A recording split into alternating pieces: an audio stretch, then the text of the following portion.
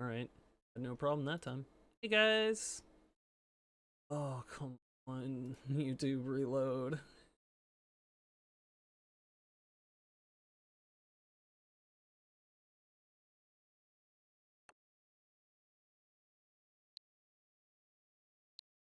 Alright, now for real this time. There we go. I accidentally had your PNG tuber image up still. Okay, we're good. Alright, so part 3 of Danganronpa 2. Let's see. Last time I think we just finished up the investigation phase, and we're going into the class trial, so continue. Let's jump back in.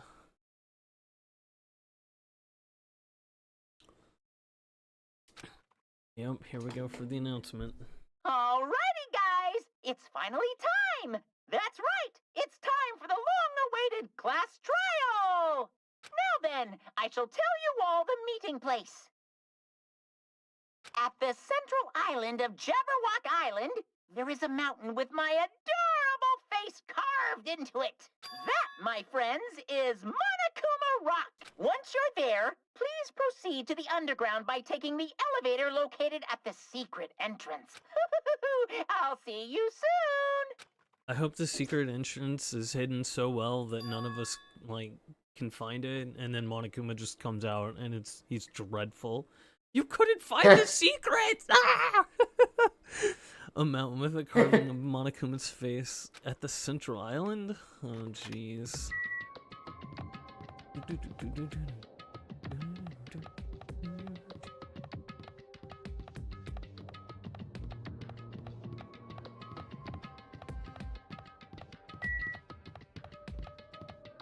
It's probably the other way. With my luck. There was pet poop to clean up. Hell yeah, look at this. I'm like level 20 now.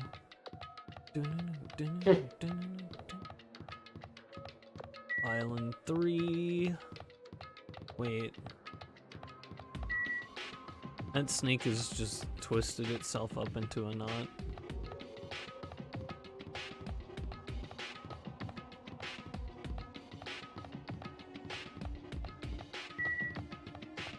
This was totally... I should just turn the other way once.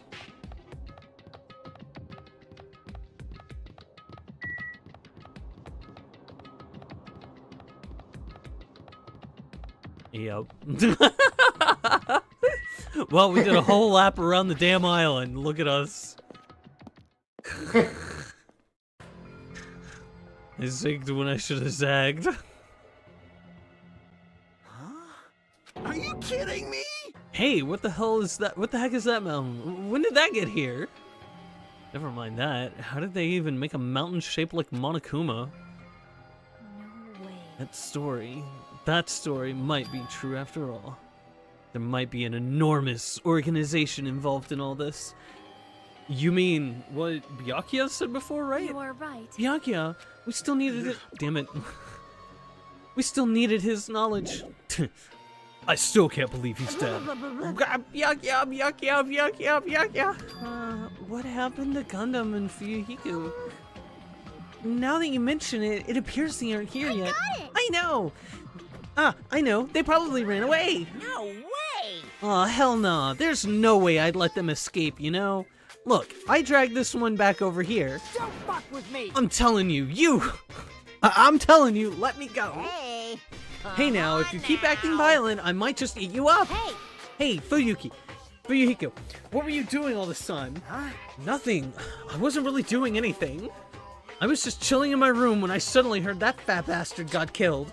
Who the fuck cares about that anyway? You? How can you say something so... irresponsible? Okay.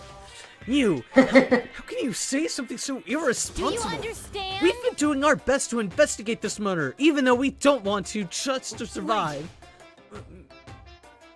My hero, that's enough. You too, Fuyuhiko. Dumbass. I guess we're waiting for Gunnum. What happened? I am right here. Now Remember then, this let us well. begin. A main character arrives when he intends to. Huh? Hey, It seems you noticed it too. If I did, then I'm right. Well, now. Alright, now that everyone's all together, let's take the secret entrance to the trial field. Please, wait a second! What's this? My, mon ami. Just what are you doing here? Nobody asked for you. Hmm? Do you actually want to join in? Do you want to... Do you want to taste how powerless you are at the class trial? You're an even bigger masochist than I thought. Oh well! I'm the big brother who dotes on his little sister. I shall allow your special participation. See ya later. I'll go ahead and wait for you guys, so hurry over.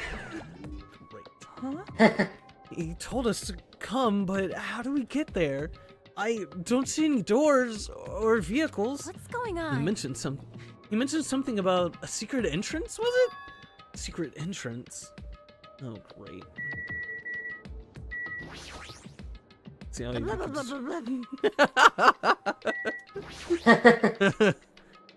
Well, In RPG video games, it is common for secret areas to be underground. Comparing our situation to a video game. Yeah, I mean, it's pretty comparable. Annoying. Jeez, how boring. Whatever, let's go inside already.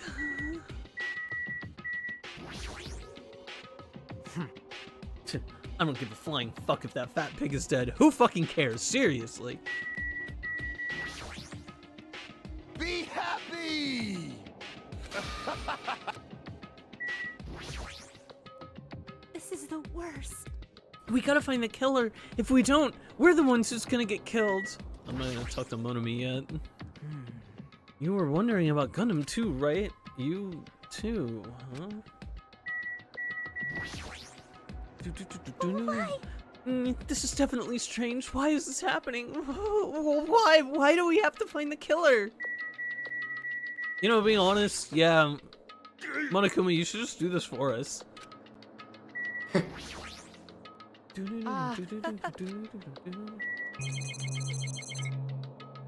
Oh, I bet it'll go once I click on which island. It'll either be clicking on the island or, yeah, clicking on the island up there or clicking on Monami, one of the two.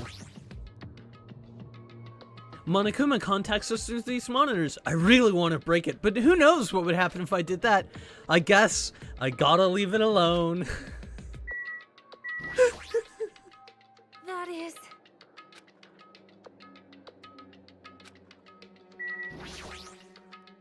damn it!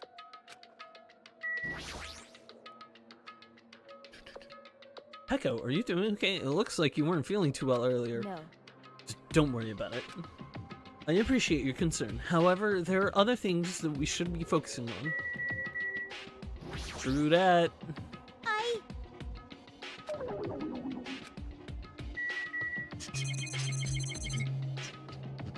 Oh, whoa. Oh, camera. Wherever I go, there are surveillance cameras all over the place. Whoever's controlling Monokuma must be monitoring us with these cameras too. It pisses me off to think I'm being watched by a lunatic, but there's nothing I can do about it. Let's go to Monokuma Rock.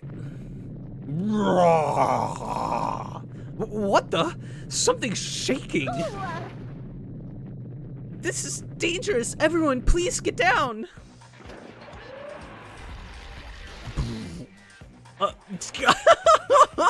Okay. Something came out. Could it be? Is he telling us to enter? What? Such suspicious aura. Even Crimson Steel Elephant Megas D is trembling with fear. Wow, that's totally suspicious. Hey. Forgive me, seriously, just forgive me already. Hey, why don't we just stop here? I mean, none of this is real anyway. Like, not even remotely. No way. There's no way. There's just no way we'll find the killer. Stupid. Complaining won't get us anywhere. If you're really a man, then man up for God's sake. We've come this far. We have no choice but to keep moving forward. You're right. There's nowhere for us to run. We need to do it. If that's everyone's decision, I'll just follow you guys. If this were a video game, I'd have a very high difficulty level. Let's do our best to clear the game. it would have, whatever. Shaking with fear and nervousness, I hesitantly lifted my feet and stepped onto the escalator. I won't think anymore. If I think, I'll run away. And you know what? No thoughts for cuties, only pleasure. All I could do was stare upward intensely as the escalator carried me. And when each of us entered Monokuma Rock, the escalator went away. Oh shit. Oh, I thought it was gonna fly off into the air, into space. That would have been even more funny. Oh yeah, did I say underground? I meant out in space. This is an elevator. I see. This entire rock is an elevator. Once again, Monokuma is doing what he pleases. However, if he's gone this far and made something like this, I don't think he's playing around. Even so, we're going pretty deep. You're right. I heard an unnerving chattering sound. I heard an unnerving chattering sound inside my head. I soon realized it was the sound of my teeth. All I could do was purse my lips tightly so everyone else couldn't hear.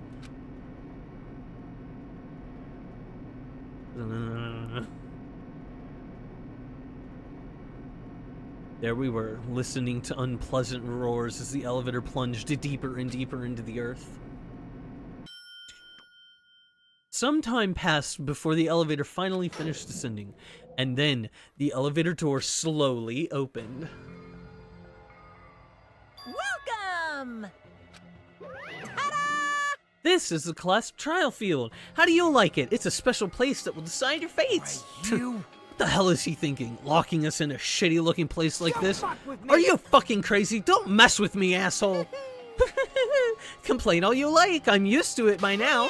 Come on, you're wasting your time and energy. Hurry up and take your seats where your names are written. It looks like everyone knows. Even if we try to resist, it won't change a thing. Just as Monokuma ordered, we walk towards the seats we had been assigned.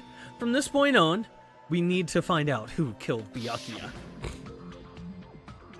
The ultimate affluent progeny, Byakuya Togami. He was overly critical, arrogant, and condescending, but he also had a strong sense of responsibility. As we were panicking, he accepted his role as leader and tried his very best to keep us together. A guy like him got murdered. Yep, the person who did it is one of us? Yeah, buddy, you know it.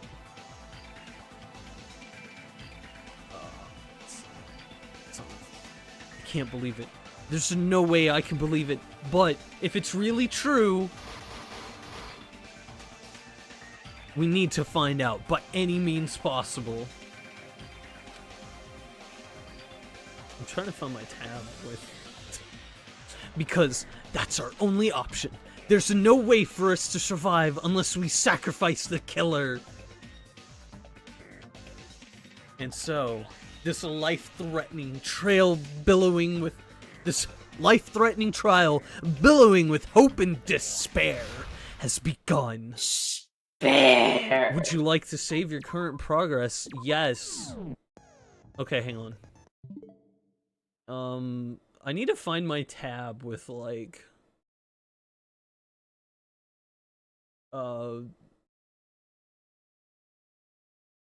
There we go. Oh, okay, there. What's that tab? Shit.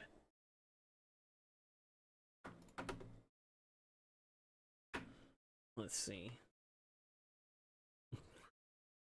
I don't want to fight uphill battle every day, so... let's see. Danganronpa 2, Goodbye Despair. Let's see.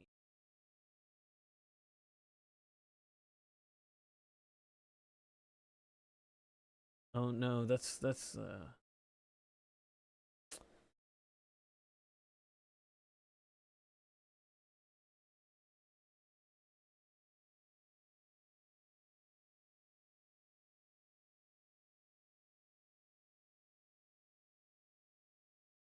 class trials segments.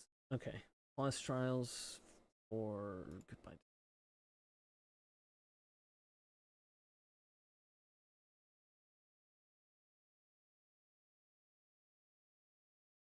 There we go. That's the one. Okay. All right. I don't think I've got any skills yet. Yep, no skills. Open e-handbook. I don't need. All right. Trial start. Now then, let's begin with a simple explanation of the class trial. During the class trial, you will present your arguments for who the killer is and vote for who done it. If you vote correctly, then only the blackened will receive punishment.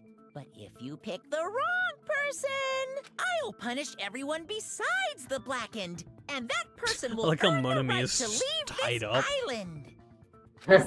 Such a cruel rule.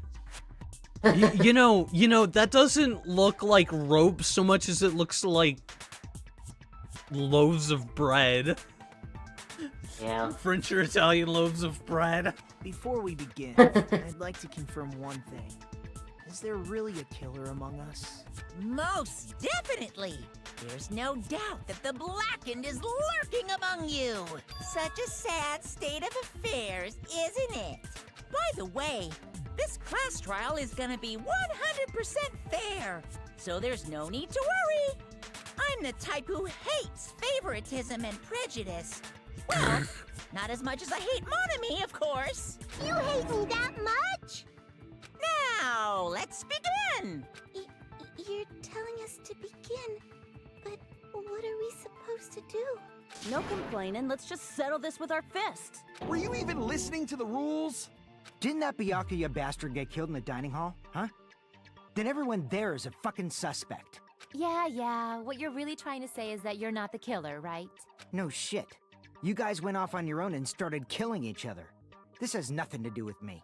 Huh? What does that mean? Anyway, why don't we try talking about the most pressing issue on our minds? Huh. The most pressing issue on our minds? Where we found the body. It's very strange to find a body underneath a table. Then, let's start with that mystery. The reason why Byakuya's body was discovered under the dining room hall table, we can start with that. But ultimately, we need to find out who murdered him. If we can't do that... No, thinking about if is a waste of time. We have to do this, no matter what! So, the class trial has finally started. From this point on, I will provide simple tutorials at every important moment. I'm sorry, but please excuse my ear-tainting rudeness. As things progress during each class trial, you will engage in a number of non-stop debates. During these discussions, all of your classmates will speak one after the other without any breaks. It's up to you to reveal any lies or mistakes contained within their statements. This means you'll have to use your truth bullets to refute what they say. Out of all the truth bullets you find during your investigation, only the relevant ones will be loaded into the truth cylinder. Use the left stick to move the reticle, then fire with the X button. Pay close attention to each character's statements and choose your truth bullets to blast the right ones. Note that if you run out of time, you will automatically fail, so please be careful. If you press the plus button during these arguments, you can review the controls. Well then, good luck and have fun!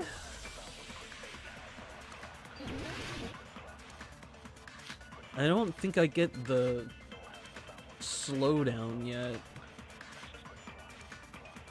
Why was Byakuya's Oh no, body I do. Still get slowdown. in a place like that?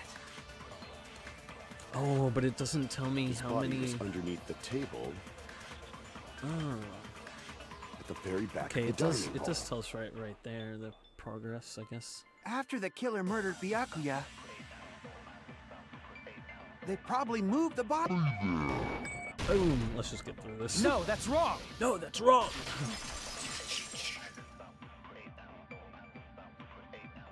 No, I don't think the killer moved the body. Huh?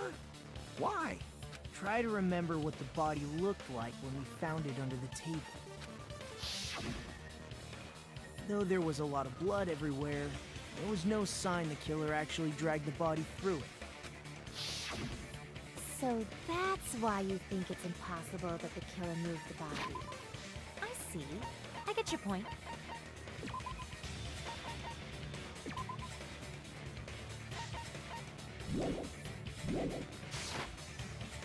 Oh, and here I thought I had a genius idea. Too bad you're so stupid and boring and unpopular. Your life is meaningless. I respond better to praise, you know. But if the killer didn't move the body, why was it under the table? Byakuya was probably killed under the table. What? You think he was killed under the table? So Byakuya snuck under the table for reasons unknown, and that's when he was killed. Then, shortly thereafter, we found his body under the table. That does make sense, but why did he go under the table? Obviously, he was hiding so he could surprise us. That dude was always a big jokester. The hell he was? You seriously couldn't tell what kind of person he was? Maybe he panicked during the blackout and dove under the table. It's a blackout, not an earthquake. Just because the power went out doesn't mean he'd dive under the table. The reason why is probably connected to what Byakuya was doing during the party, don't you think? Before the party even started, Byakuya was being unusually cautious about any dangerous items. If that's the case, he dove under the table because of that. Let's see. The kniff. I can prove it with this. He was going after the kniff. Probably has something to do with the knife we found under the table. Knife? Oh, you mean that thing that obviously screams, I am the murder weapon! Byakuya probably noticed the knife was hidden there, so in order to get it, he moved under the table. He was particularly sensitive to the presence of dangerous items, so I cannot deny that possibility. But how did he notice that there was a knife under the table? If he knew beforehand, he probably would have done something about it before the blackout, right? Then, instead of knowing about it beforehand, maybe he saw it right at that moment. Like, for example, he might have seen someone trying to take the knife out from under the table. No, that's not possible. What? You seem rather confident about that. Of course. I have proof to back me up. This is almost like a real trial! During the previous statement, there was only one weak spot. But from this point on, there will be various weak spots standing in your way. No matter how many weak spots there are, there will be only one lie or contradiction in the debate at a time. This means there will be false weak spots. If you shoot a false weak spot with a truth bullet, not only will you fail to refute what was said, but you'll also lower your trust with everyone, and your influence gauge will take damage. If your influence gauge reaches zero, you will fail, so please be careful. You'll have to rely on your own logic to determine which weak spots are actually lies or mistakes. Also, if you concentrate by holding down the R button, you can progress the argument slowly. Please use it whenever you feel like the statements are moving too fast for you to aim. However, this does consume the focus gauge, so please be careful. If you press the plus button during these arguments, you can review the controls. Well then, good luck and have fun!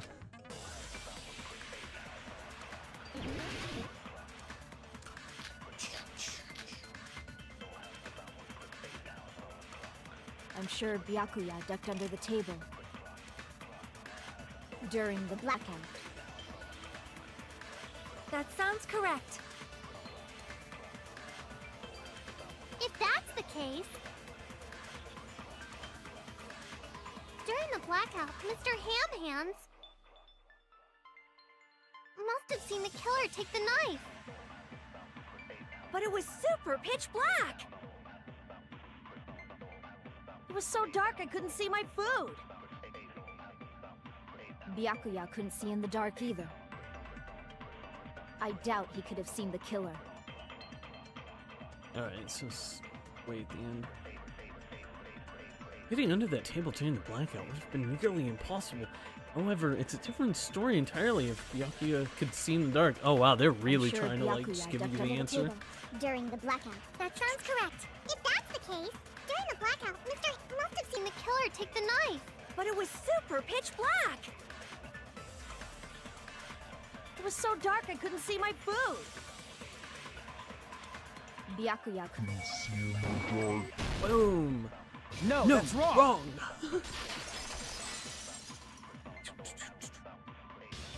No, Byakuya was probably the only one who was able to see in the dark. Why do you say that? If he was using those night vision goggles we found under the table, he could have seen what was happening. So, are you saying Byakuya was the one who used those night vision goggles? Yeah, that seems to be the case.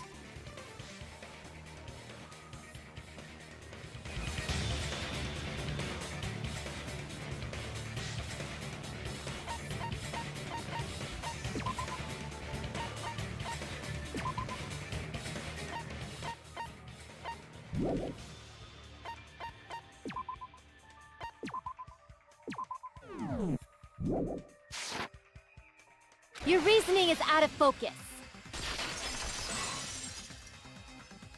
No, that's obviously wrong. It should be the other way around. Other way around? Seriously? The killer used those night vision goggles, not Byakuya. Were you surprised by Mahiro's sudden argument just between you and me? I was also surprised. Just kidding. I'm sorry. Now then, when this kind of argument surfaces, you will go into a one-on-one debate called Rebuttal Showdown. In this mode, you have to counter the other person's claim, draw out their weak spots, and argue against them. Please counter the other person's remarks with the left stick. Based on the shape of their remarks, it's important to know whether to cut vertically, sideways, or diagonally. And based on that, you can skew the debate's mood to your advantage. On the other hand, if you ignore the other person's remarks, it will skew towards their advantage. In the bottom right-hand corner of the screen, a number that shows the sharpness of your counter is displayed. This is the number of times you can cut remarks during one round of debate. You will lose counts of sharpness even if you miss, so please be careful. When the mood skews to your advantage for a certain length of time, the other party's argument changes. This means the conversation will develop.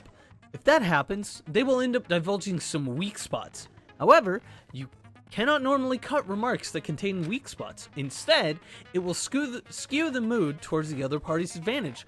Plus, it's going to be very big. Just like a regular debate, please refute any weak spots with the X button. Of course, if you don't have the correct truth blade, you will not be able to cut an opponent's remark. Huh? What's a truth blade? I am terribly sorry. It appears there's been a delay in contacting you. I will make sure the person in charge of contacting you takes a very long vacation. In this mode, truth bullets will be called truth blades. That's about it. There won't be any other changes to your handbook menu. Only the name was changed. But don't you think a change in feeling is important? If you press the plus button during the arguments, you can review the controls. Well then, good luck and have fun. The audio thing started happening again, and I just don't know what to do about it anymore. Oh, oof. I turned your little PNG tuber up. Thank you. Yeah, give me a second.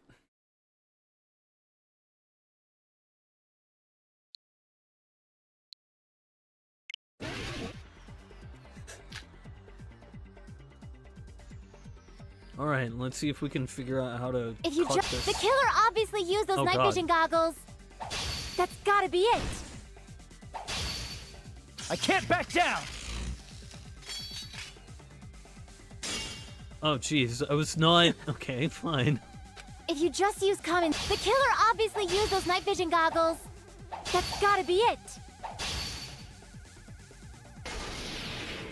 Advance. Where's your proof that the killer used them?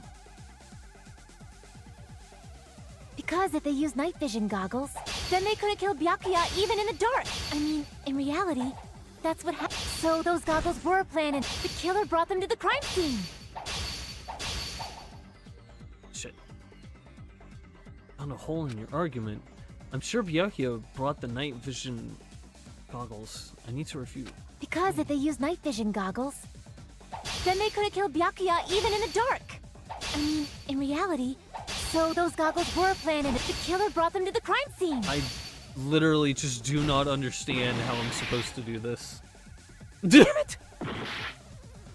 If you just use common sense. The killer obviously used those night vision goggles. That's gotta be it. Okay. Where's your proof that the killer used them?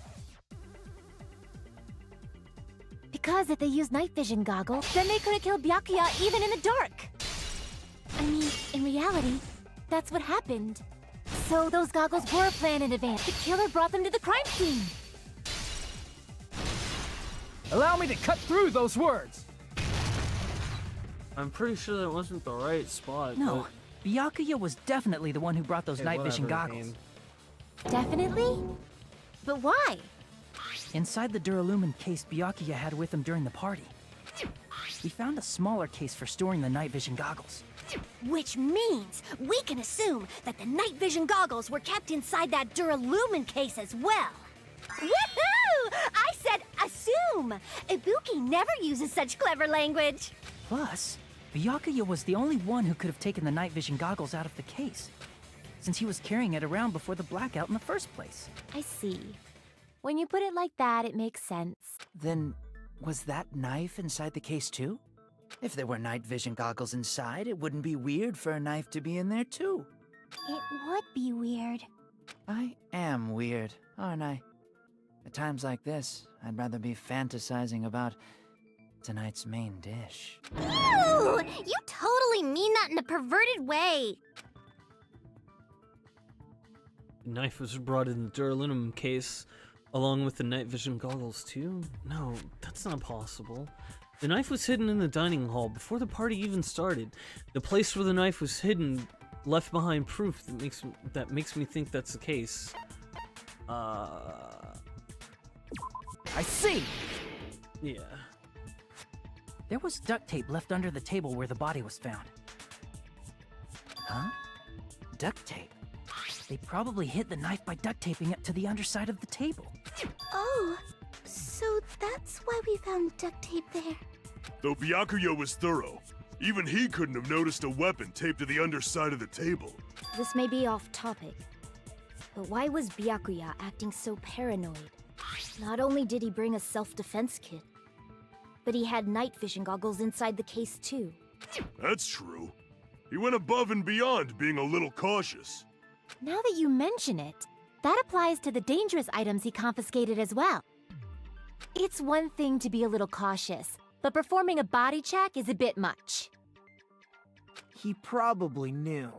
Someone was planning to commit a murder. Are you saying he predicted the murder? Could it be? Was he also in possession of the all-seeing eye? You think so too, right, Hajime?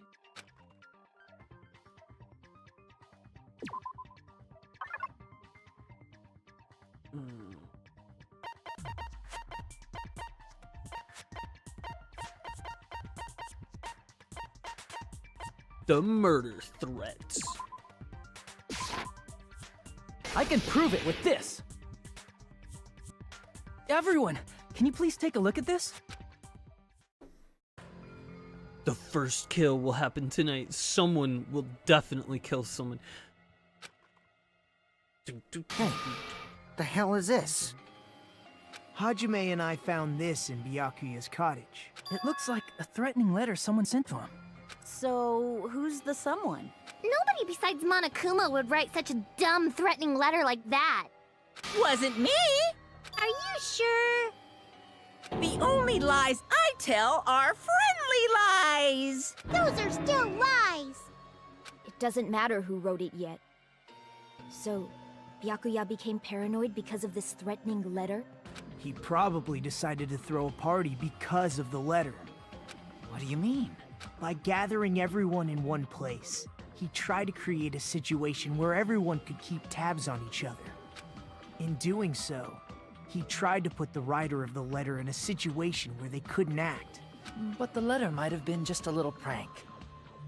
As long as he was determined not to let any of us die, he couldn't take that risk. His strong sense of responsibility made him believe the letter was legitimate. He should have told us he received a threatening letter. If he had, we would have panicked. Byakuya probably knew that too. So, he tried to do something about it without telling anyone? I see. strong sense of responsibility as our leader was his undoing. Screw that noise! Who the hell wrote that letter? Well, obviously, the killer. The killer?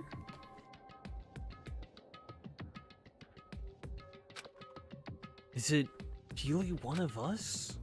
Who is it? Among us, who's the one who killed Byakuya? Enough already! Show yourself, you coward! If they were willing to come forward, they never would have committed a murder in the first place. But I still can't believe it. Someone in this room killed Byakuya. There's no way I can believe that yet. Pardon me. Can I say something, please? What is it, Miss Sonia? I regret that I must return to this topic, but I just realized something concerning the night vision goggles. If Byakuya was indeed wearing those goggles, how did the killer manage to navigate in the dark? You're right. They wouldn't have been able to see anything without the night vision goggles. But if the murderer had the goggles when they took the knife, then how did Byakuya see them? Even if the knife bore some sort of mark, it would have been difficult to see it in that darkness. No, the killer definitely used a mark. And because of this mark, the killer was able to get the knife from under the table into his hands. Glowing paint. What if the glowing paint was the mark? With that, you'd be able to get the knife even in the dark. In actuality, the knife we found under the table and the duct tape stuck to the underside of the table were both marked with glowing paint, right? Does that mean the killer painted them in advance? But painting them with glowing paint? It's as if they knew the blackout was going to happen. They had to have already known. That's why they used the glowing paint as a mark. Which means whoever set up the blackout is the killer. That seals it. The killer is whoever was in the office with the circuit breaker. Which means No, it that's was wrong. you, Pekoyama! Peko killed poor Byakuya? Was this island not big enough for 2 glasses wearers? I am not the killer. Oh, I guess she's not. How can you believe her so easily? But with Pekko's height, I don't think she'd be able to reach the circuit breaker in the office. I don't care about a technicality like that. Pekko's the one who tripped the breaker and caused the blackout. By tripping the breaker directly from the office, Pekka was the one who caused the blackout. Is that really what happened? After this debate, blue-colored weak spots will start appearing. If we call the weak spots you've seen up until now argue spots, the blue-colored weak spots will be called agree spots. When shooting agree spots with truth bullets, you need to flip the way you're thinking. Instead of arguing that the other person's testimony contains lies or mistakes, please fire the truth bullets that prove the other person's testimony is correct. When your truth bullets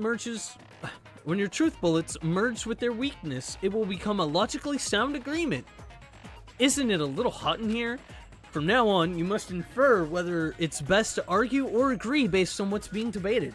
If you press the plus button during these arguments, you can review the commands. Well then, good luck and have fun!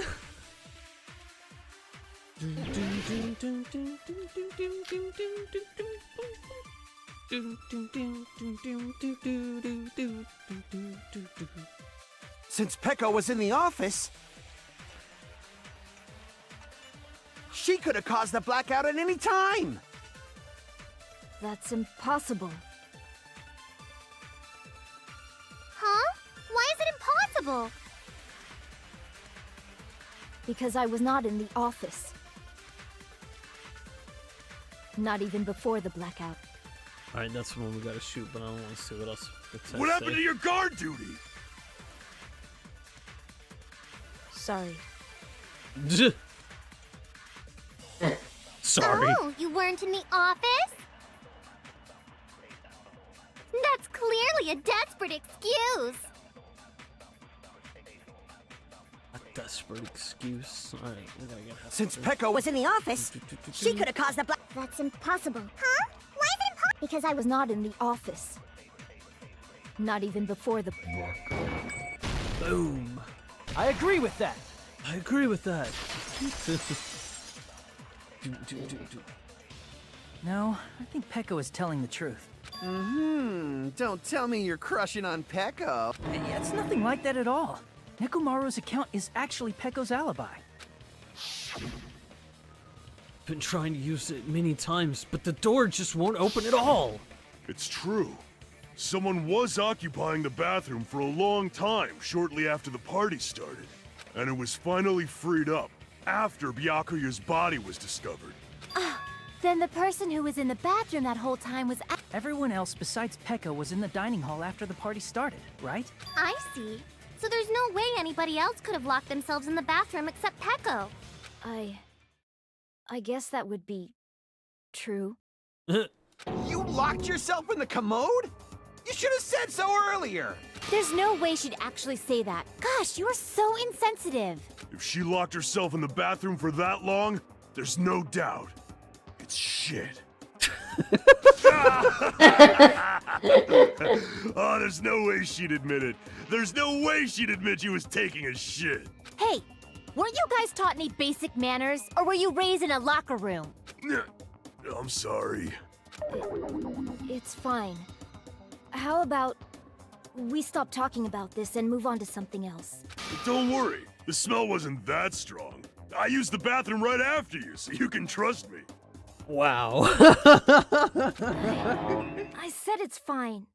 But still, you were in the bathroom for a really long time. Did you get food poisoning or something? As soon as I stepped into the office, I felt this sudden rush of pain in my stomach. Because of that, I was unable to leave the bathroom, including when the blackout occurred. Hey, how did it feel to do your business? Seriously, stop it. But still, your Please, stomach someone pain. kill Tara Was that really early. just a coincidence? Yeah. Hey, what's the deal? Don't butt into other people's business, especially if you didn't do any investigating. I'm only butting in because you fucking idiots are out of your element. Stop this childish nonsense. Just what do you mean by coincidence? What I mean is it possible someone slipped her some laxatives? Laxatives? If so, the killer could have tripped the breaker as soon as that girl left the office, don't you think? I see. That might have happened. The question is whether Pekko's stomachache was a coincidence or if someone intentionally caused it. Depending on the answer, the outcome of this trial could change dramatically.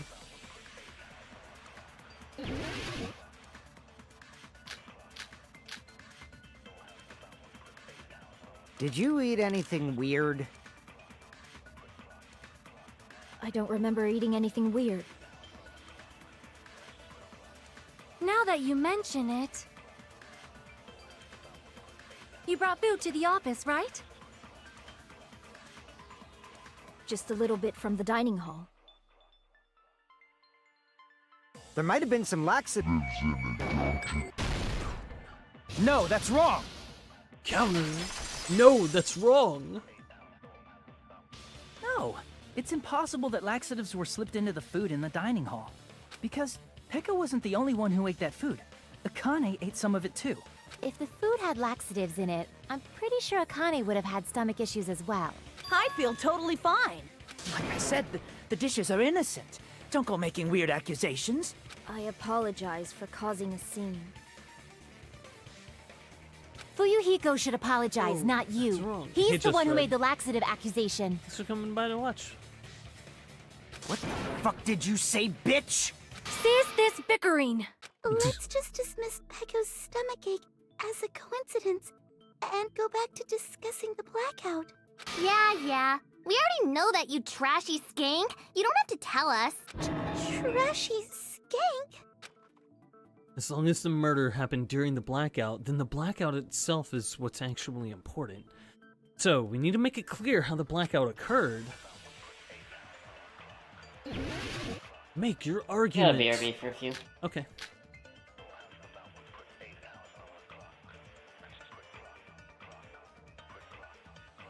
Who tripped the breaker and how did they do it? If you can't answer that, I'm gonna bop you on the head. Did they throw a stone and hit it?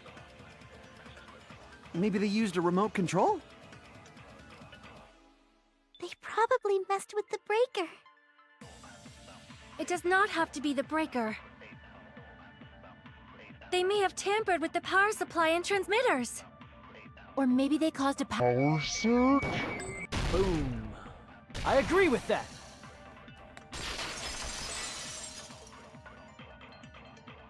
It's just as Mahiru said. The blackout was caused by a power surge. Of course, that's not a coincidence. Someone caused it intentionally. Which is why those 3 irons were arranged to cause the blackout. When you found them right after the blackout, the irons were still on, right? So by leaving those irons on in the storage room, they deliberately caused a power surge. Yeah. It seems that's how the killer caused the blackout. Stupid fool! Hold on a second, let me speak too! What the heck? You say the irons in the storage room were used to trigger the blackout? That's inexcusable! That's inexcusable!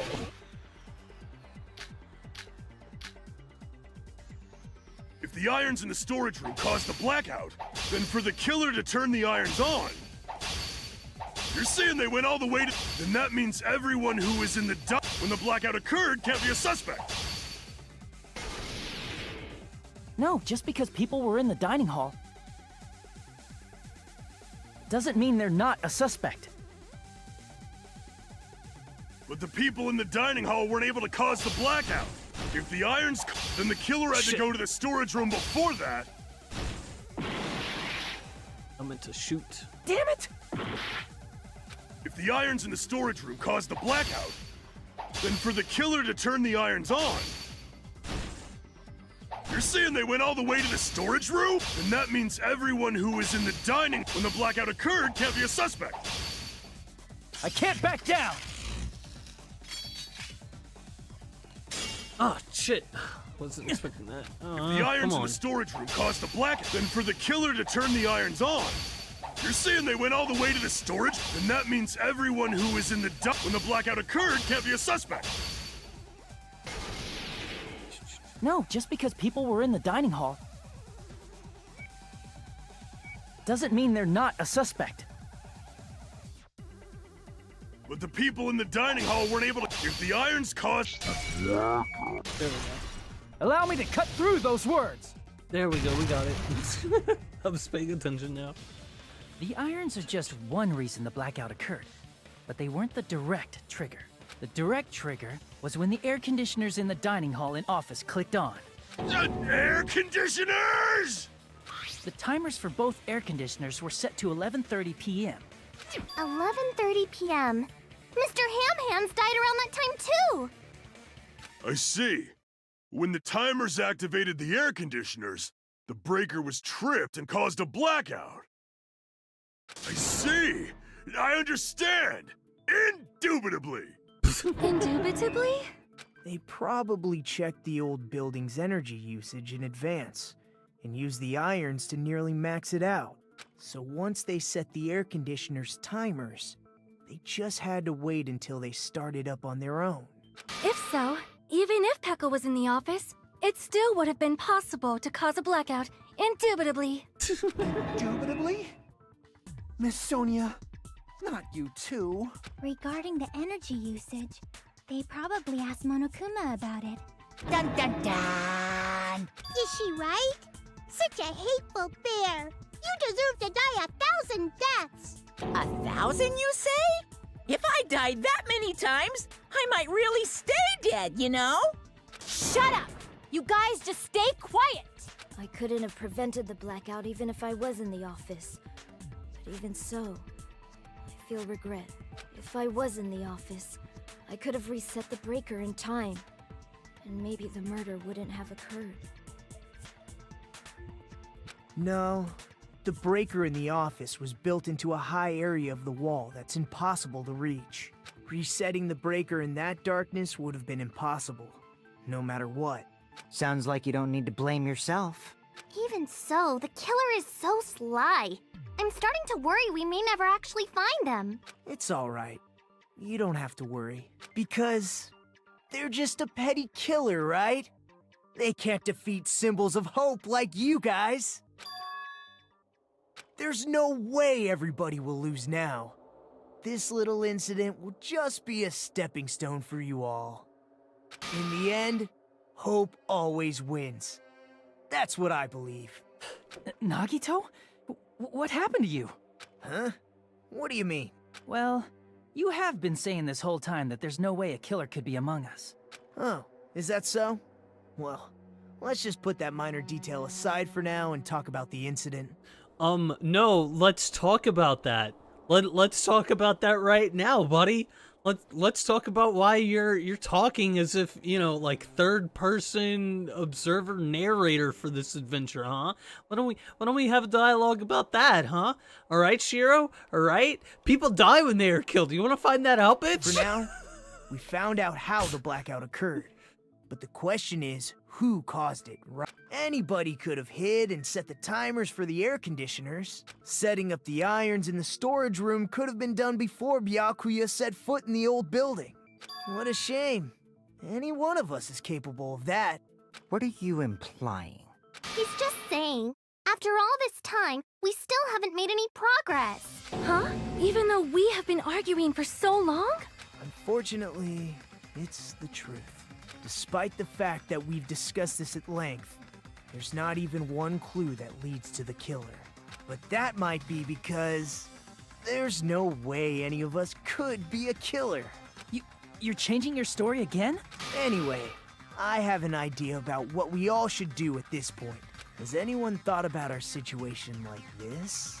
Instead of surviving by doubting others, isn't it better to get killed for believing in others?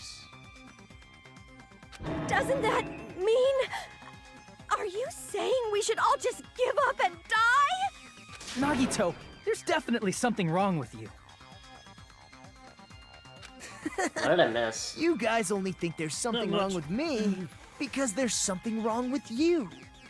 Just Shiro Emiya here just being like, oh yeah, there's no way any of y'all could have been the killers. There's no way that any of us killed him, right? Like, we're all doing this for hope and not despair and blah blah blah. You know, he's just talking like completely, you know, like a narrator.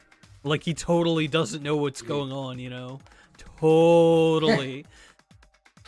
Suspecting each other like this. There's no way that's healthy behavior. Let's stop this already. We don't have to find out who the killer is. I can't stand this anymore. I don't want to do this to my friends. I don't want to do this either. Me too. Shut up, Shiro. Please, people die when they are killed. Take me home already. I want to go home and eat candy. Stop it. If everyone acts like this, I'm gonna... Everyone calm down. We're all friends, aren't we? There's no way one friend would murder another. Then why did Byakuya... Who cares? Let's just give up already. There are no clues that lead to the killer anyway. Not a single one. That's wrong. I think. Did you say something? 'Cause we've already found a clue that might point to who the killer is. A clue, you say? You know who the killer is? The killer? I don't know. But we do have a clue about a suspicious person. I think. I see. Then care to tell me, what's this clue you're talking about? First of all, let's try thinking about how the killer was able to obtain the knife during the blackout. Didn't we already cover that? They use glowing paint as a mark. No, not that. I mean before that. Is she asking how the killer got close to the table? The story is getting more interesting indeed. Even if they had to obtain the knife by relying on the glow of the paint in order to do that, they needed to get close to that table while it was still dark. Let's try examining the situation. Mahiru's diagram might be useful here. The diagram of where everyone was standing before the blackout, right? Here it is.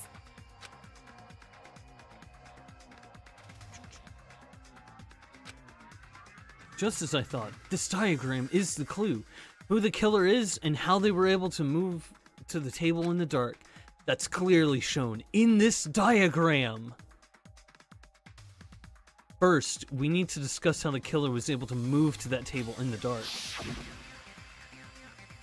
The killer probably used something to help them move in the dark. Spot the selection. Here! The killer must have used the desk lamp to move to that table in the dark. The desk lamp? I hope you don't mean they turned on a light or something.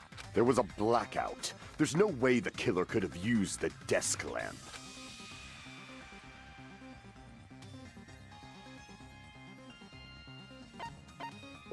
I can prove it with this! They didn't turn the desk lamp on. They used its power cord. Power cord? They could have felt their way to that table using the power cord, right? By doing that, the killer was able to move to the table, then use the glowing paint to find the knife. And there's only one person here who could have done that. Who? The person who reached the table by feeling along the desk lamp's power cord. That person would have been able to grab the desk lamp's cord right when the blackout happened. Select somebody. Well, the only one acting super sus. You're the only Come on, one! Shiro.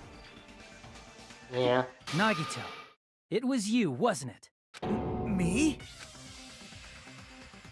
Judging from everyone's positions before the blackout, the only person near the power cord was you.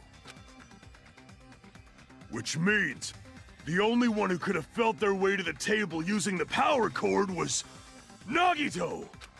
That's just a coincidence. But still, you had a chance, right? A chance to hide the knife under the table?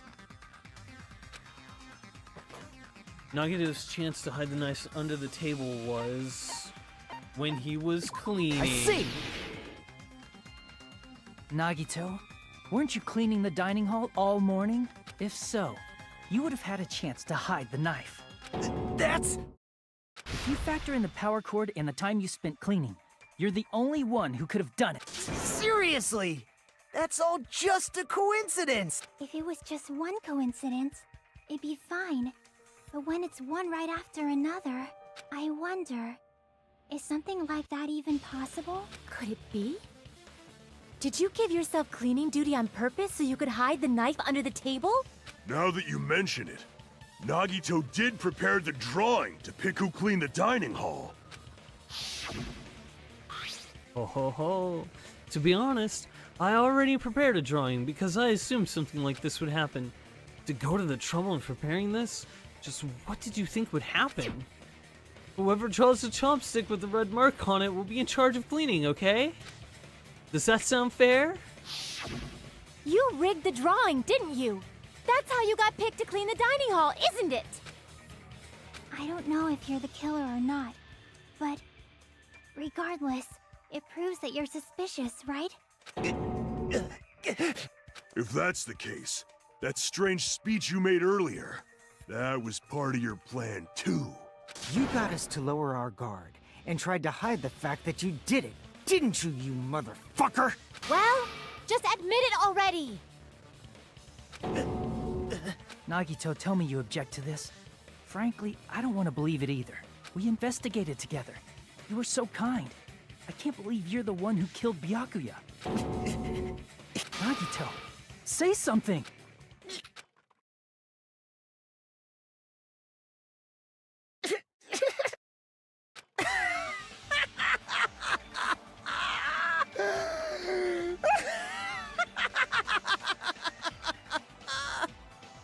The Ultimates are working together to combat the despair of their friend's death! How wonderful! How beautiful it is! Huh? Those eyes! At that moment, Nagito's eyes, the darkness in his eyes shone brightly, as if layers upon layers of darkness were folding into each other. As if hope and despair had been crudely mixed together. Let's cut to the chase. You're correct. It was my doing all along. I'm the one who hid the knife under the table before the party started. I'm the one who used the power cord to find my way to the table in the dark. And of course, I'm the one who caused the blackout. After all, there's no way I'd knowingly whip out a knife in front of everyone, right? Is it just me, or does he seem a little nuts right now? But I never expected Byakuya to have night vision goggles. Because of that, we had ourselves a little scuffle under the table. And, well, you all saw how that played out. But with the twist ending like this, I think we can all agree this ended up being a very interesting mystery. Byakuya performed admirably. Just stop it already! Seriously! What the hell happened to you? Don't tell me. Is this your true nature? Were you lying to us this entire time? Me? Lie? That's outrageous! There's no way someone like me could ever lie to you guys. I understand better than anyone else that I'm ultimately worthless. I'm too arrogant to have dreams or cling to hope. Too disdainful to actually try at anything.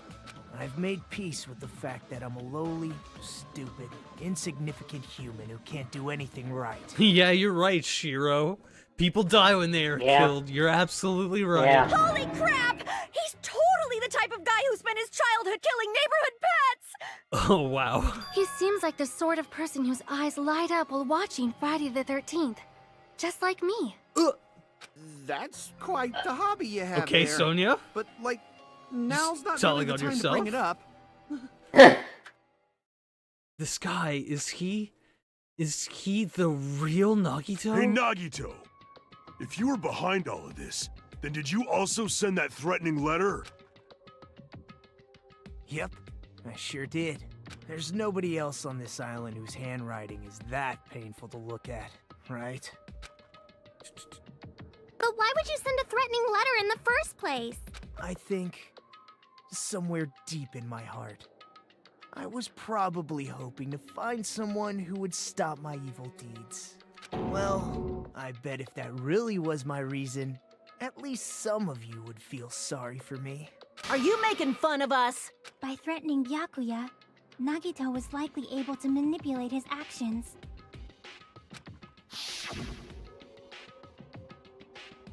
Then, how about that old-looking building near the hotel? Well, if it's just cleaning, leave it to me. I'm actually pretty good at it.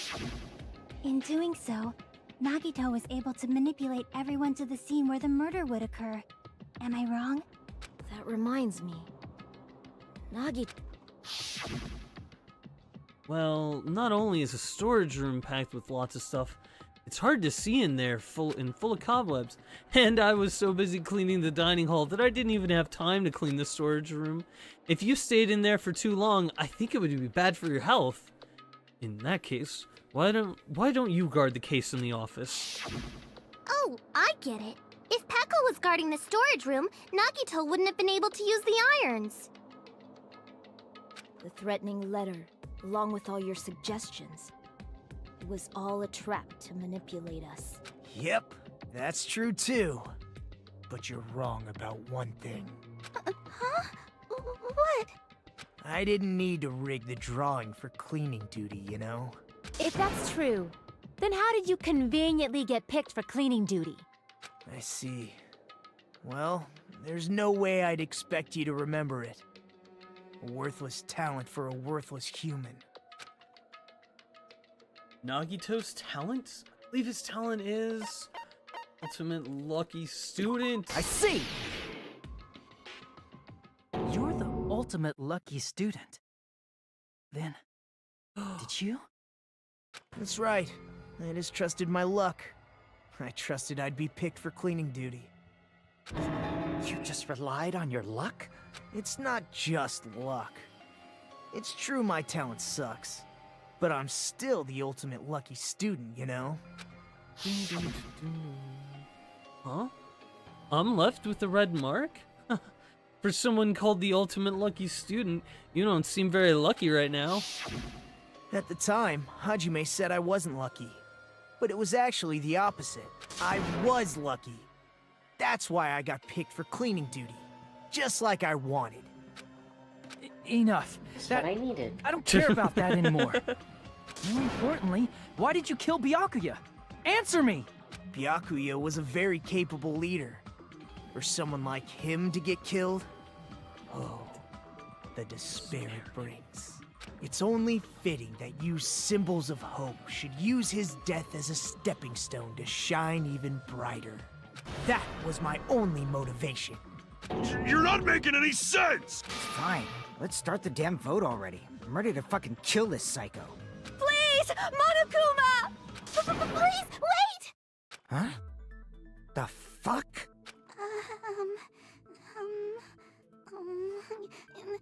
How should I put this?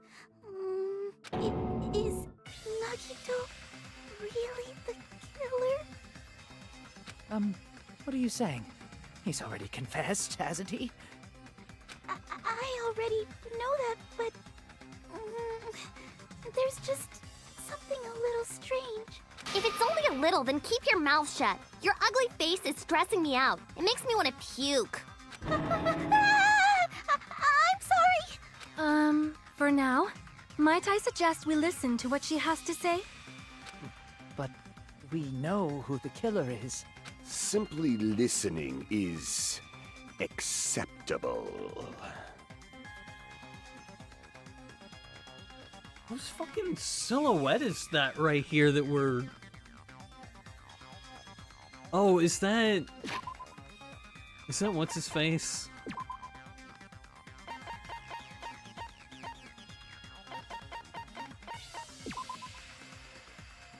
No, maybe it's... However, I won't allow this to end with mere play. Now then, let us lift the curtain for our bloody spectacle. From this point on, lines of white noise will appear to disrupt your reactions. Your truth bullets will disappear if they touch these lines, so think of them as obstacles in your debate. Yeah, he's now standing at a weird pose in his report card, so it makes sense now. Please time your truth bullets just right so they won't get interrupted by the white noise. By the way, if the difficulty is set to gentle, white noise won't appear at all, which I'm pretty sure I've got that. In that case, all it means is that this explanation didn't mean anything at all. It had no meaning whatsoever. Oh, please don't worry. I'm not going to fall into despair. Even though it's meaningless, allow me to say one more thing. In this debate, you won't be able to shoot down the white noise. That will be explained later. If you press the plus button during these arguments, you can review the controls. Well then, good luck and have fun.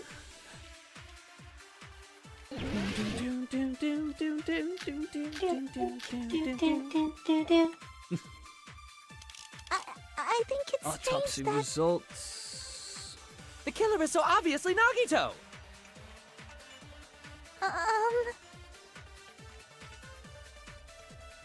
He has already confessed.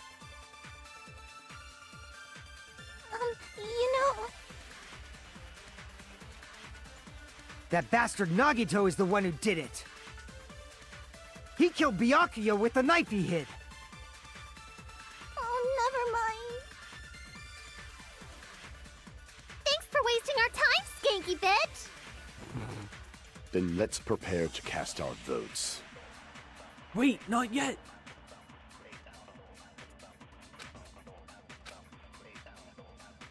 I think the killer is so obvious. He has already confessed. You know...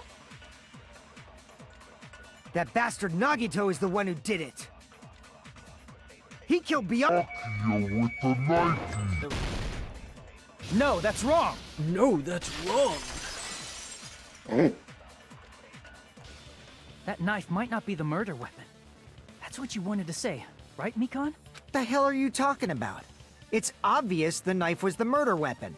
But, based on the entry wounds on Byakuya's body, the actual weapon should be roughly 5 millimeters in diameter. 5 millimeters in diameter? That's like way skinnier than a knife! Hey, that better be true. If you screwed up, I'll sell your fucking ass to a whorehouse! Not a whorehouse! Hey, why are you threatening her? Is this what you're trying to say, Mikan? As long as we can't prove that the knife is the murder weapon, we can't assume that I'm the killer. What are you saying? No one else can be the killer. It has to be you. Hey, don't blame me. Mikan's the one who said it. I'm sorry.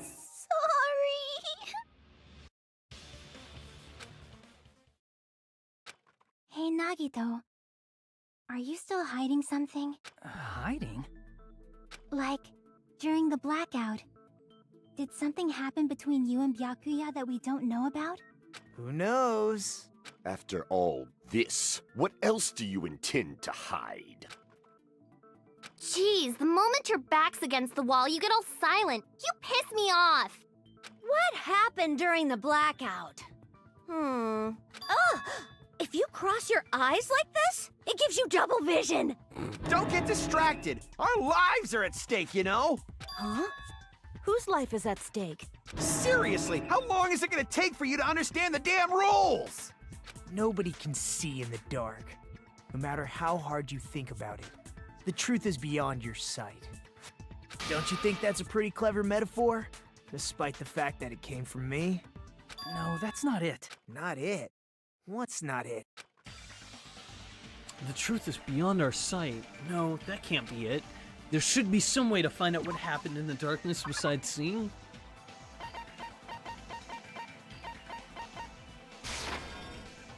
I can prove it with this! Even if we couldn't see what happened in the dark, I'm pretty sure someone could have heard it. Isn't that right, Ibuki? For reals?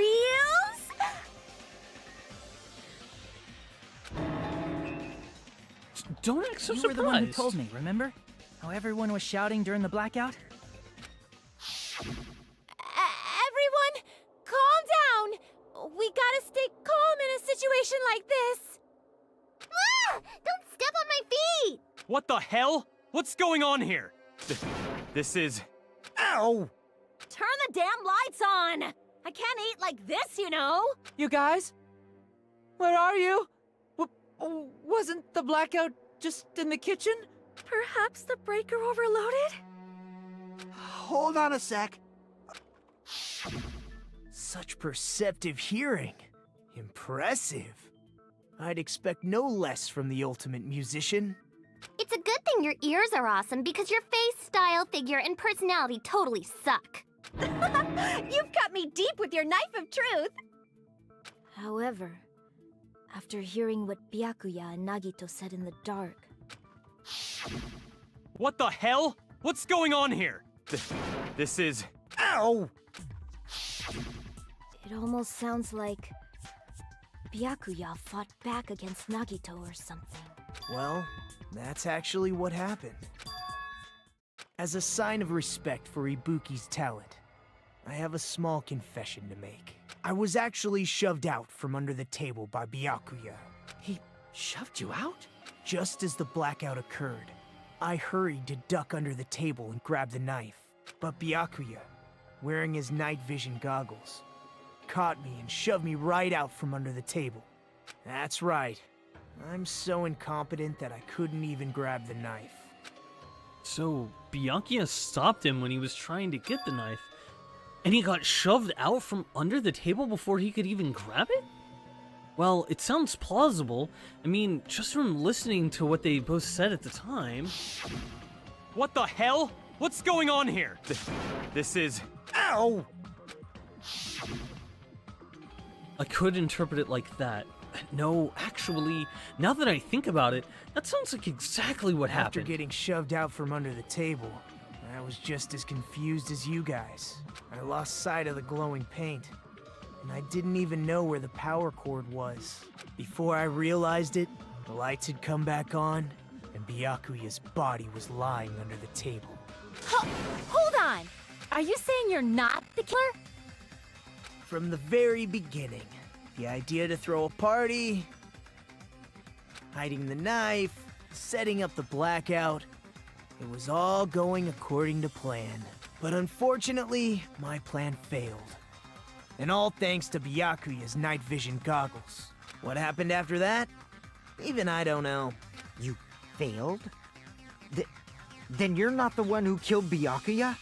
Then we're right back to square one! How can that be? We spent all this time talking back and forth! Meaninglessness. What other word is brimming with so much despair? But you can't give up. My God. To have hope. Yeah. Do your best and move forward. Rising to the challenge again and again is why you guys are the symbols of hope. Is Nagito really not the killer? Is this guy really the Nagito I knew before? No, there's no way I can say that. I just thought I knew him. I just thought I knew him. But this whole time, I didn't know anything about this guy. I didn't know his true character. It's as simple as that. But now's not the time for me to dwell on that. We need to find Byakuya's killer by any means possible. Because if we don't, we will die here.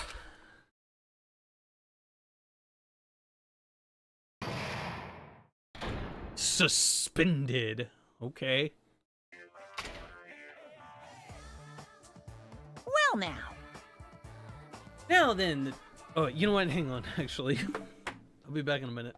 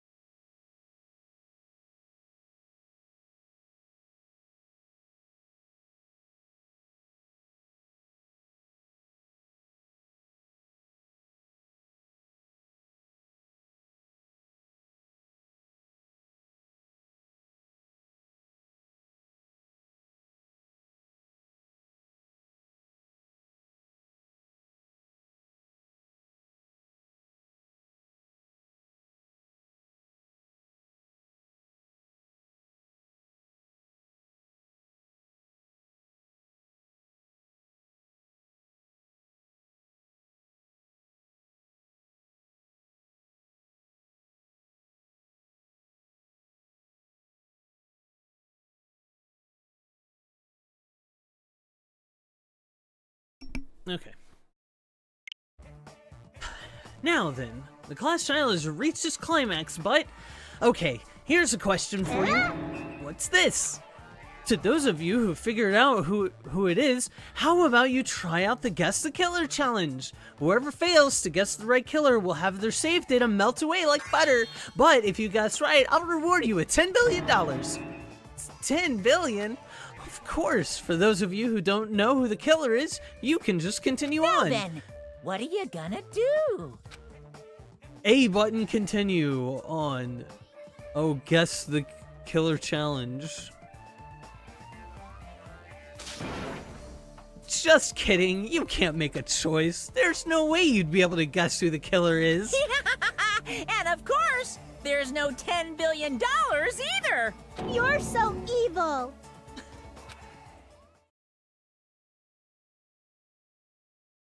Would you like to save your progress? Yes, I'll do that. Class trial, reopen. I'm Monami, and my heart is throbbing like crazy right now. The group's leader, Byakuya, got killed. And his killer is among this group of students?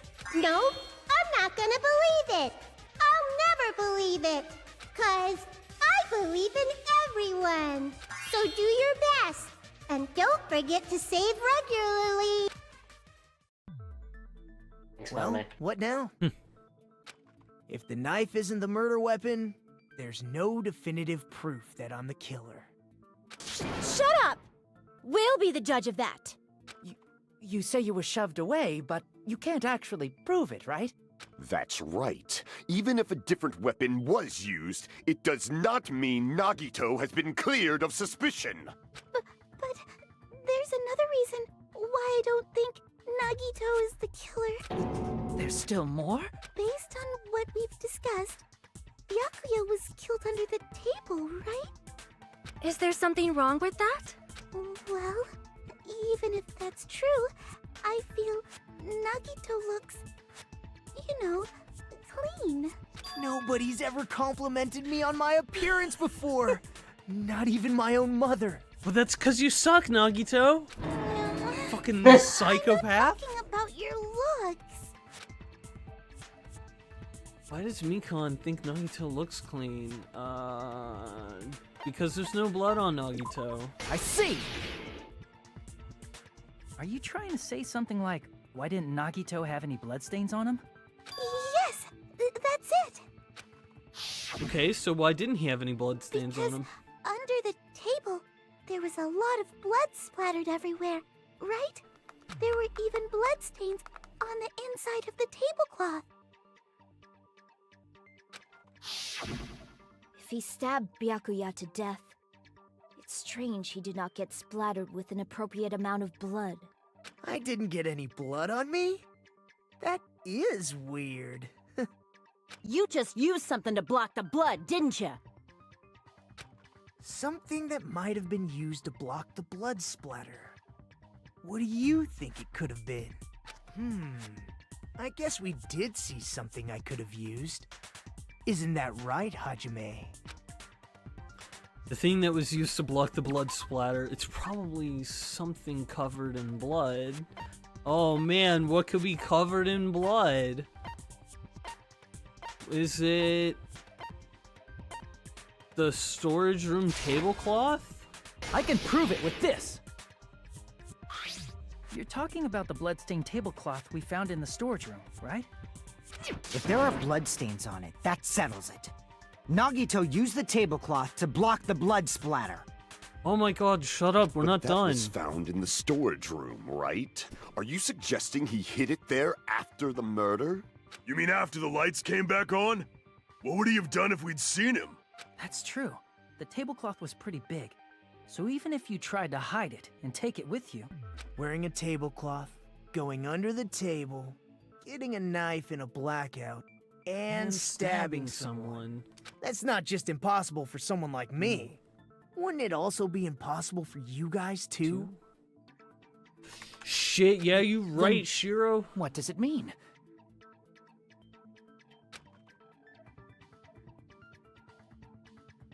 Maybe the killer didn't necessarily stab Byakuya under the table. Hey, Murray. Mommy? Do me a favor and go Alright. check the front door for the delivery. Okay. Thanks.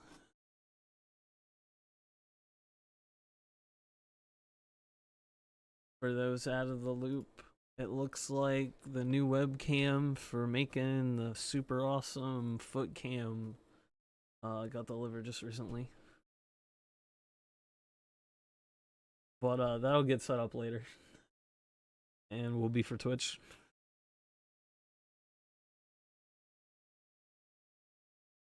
I'm gonna wait till she gets back though and then hit play.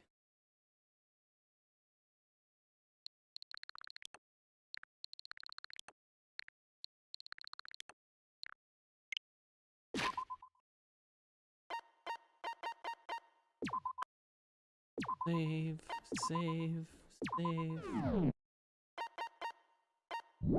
Awesome. Awesome, thank you.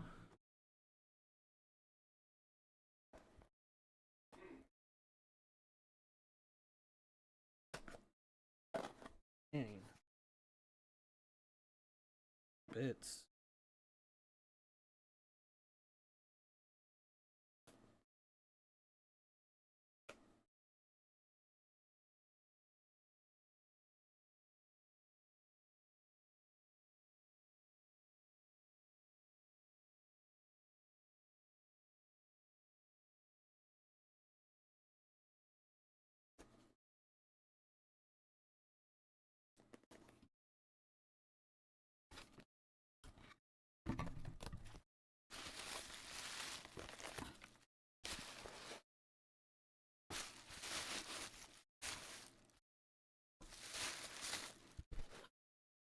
I have received a quantity of a new Logitech C920.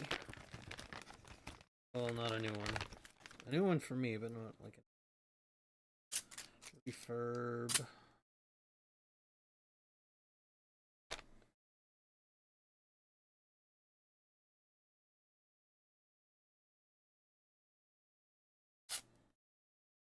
And it does have a lot of fun. And back at my desk. Welcome back. Yeah, the camera looks to be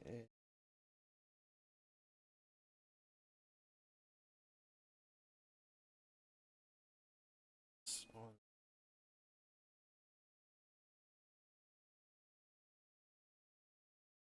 Thank you for bringing. What is it? Oh, it's a Logitech C9. It's this is gonna be the one that goes underneath my feet. Ah. Yeah. Yeah, we own four of these things now. I don't remember if you have one or not, but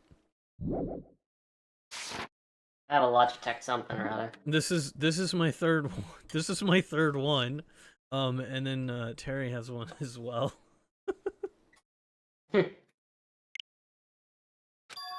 Huh? No, there's no mistake that the murder occurred under that table. Even the inside of the tablecloth was bloody, so there's no denying Byakuya was killed there. But that doesn't mean where Byakuya got stabbed and where the killer did the stabbing are the same, right? I don't understand at all! The place where Byakuya got stabbed and where the killer did the stabbing are different? Huh? Hajime, you look like you're onto something. Really? But it sounds like a riddle. I feel like I'm onto something, but it's still not clear what that is. Under the table, but not under the table. If it's somehow possible, it's the only way that makes sense. Moving forward, we should put aside all unnecessary preconceptions and just choose the answer. I think. In scenes where you have to figure out important words, the improved Hangman's Gambit will occur. The goal is to line up the right letters in order so it reveals a keyword related to the incident in question. Improved Hangman's Gambit is like a little puzzle game. Various letters will be flying across the screen in all directions. There are two rules you must remember. 1. If two different letters clash, you'll take damage. 2. If two of the same letters clash, they will fuse. You must make two of the same letters clash while you try to not let two different letters clash. That is what's most important. In order to do that, you've been given a technique to catch and release. When you move the reticle with the left stick and press the A button while it's on top of a letter, you can snatch the letter like a vacuum. This is what it means to catch the letter. However, you can only catch one letter at a time, so please be careful. When you press the A button while you have a letter caught, you can shoot it where your cursor is aiming. This is how you release the letter. With catch and release, you can change the position of the letters and hit letters into each other. Make sure you hit the same letters so you can fuse them together. The fused letters will freeze and get bigger. By pressing the A button, you can blow it up and erase it from the field. This is called firing the letters. Catch and release with the A button, and after you fuse them, fire with the A button. This is a whole lot of A buttons. However, if you just erase letters, you won't be able to clear the game. Ultimately, the main goal of improved Hangman's Gambit is to complete the keyword. Display the question with the Y button and figure out what keyword will answer the question. About lining up the keyword, instead of pressing the A button to fire the letters, please press the X button. If that happens, at the same time the letter blows up, it will be sent to the keyword list. If a sent letter is correct, it will fit in the keyword list. If it's not, the influence gauge will take damage. You must write the keyword in order. Based on the flying letters, please think about the completed word. Also, if you leave a fused letter alone for a while, it will just blow up on its own. In that case, it will still damage you, so please be careful. I took so long to explain it, but do you understand now? If you press the plus button during the scenes, you can review the controls. Well then, good luck and have fun! The place Byakuya got stabbed and the place where the killer did the stabbing aren't the same. Using those words as a clue, I should put aside my preconceptions and try to think about it. Something is coming to me. Just a little bit more. I have a feeling I can see something. A place that's both under the table and not under the table. Meaning, it's even further under the table. Alright, let's see how bad this is. Oh, you're not even gonna give me any clues? Okay, let's see.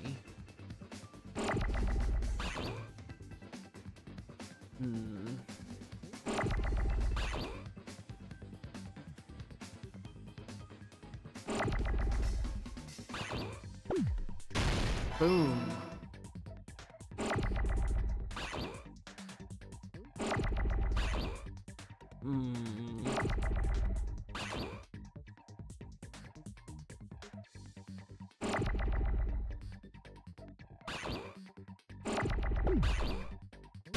Boom. Shot. Well, this is easy. This goes pretty slow, so fortunately. Oh, I do need it. What am I doing? Boom.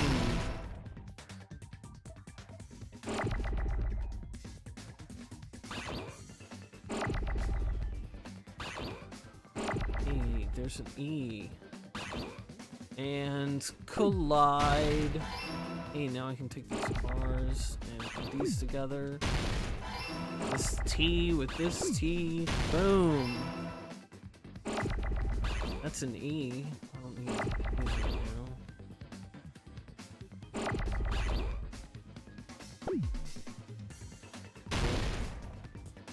That's not what I wanted to do.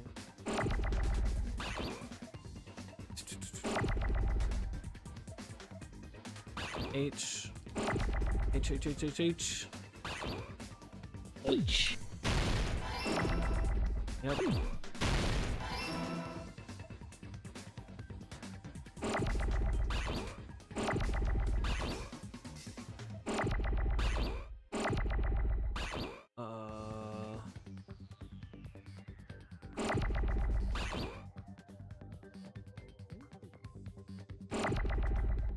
I need a T. This seems not Oh no, fun. no. Under the floor, not under the table, I'm dumb. Oh, I can make it go faster by holding down the B button. No! Oh shit, that sucks. Oh well.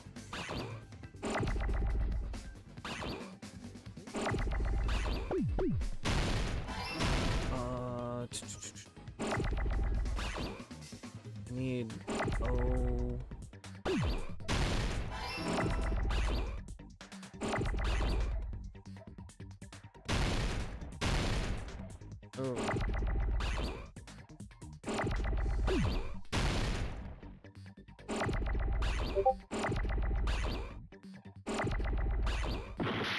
Oh. Oh, damn it.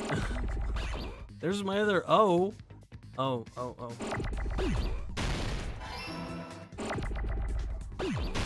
There we go. I got it! I don't know, it's more involved than the first one. Got it! The killer must have stabbed Byakuya from under the floorboards. Not as quick, but...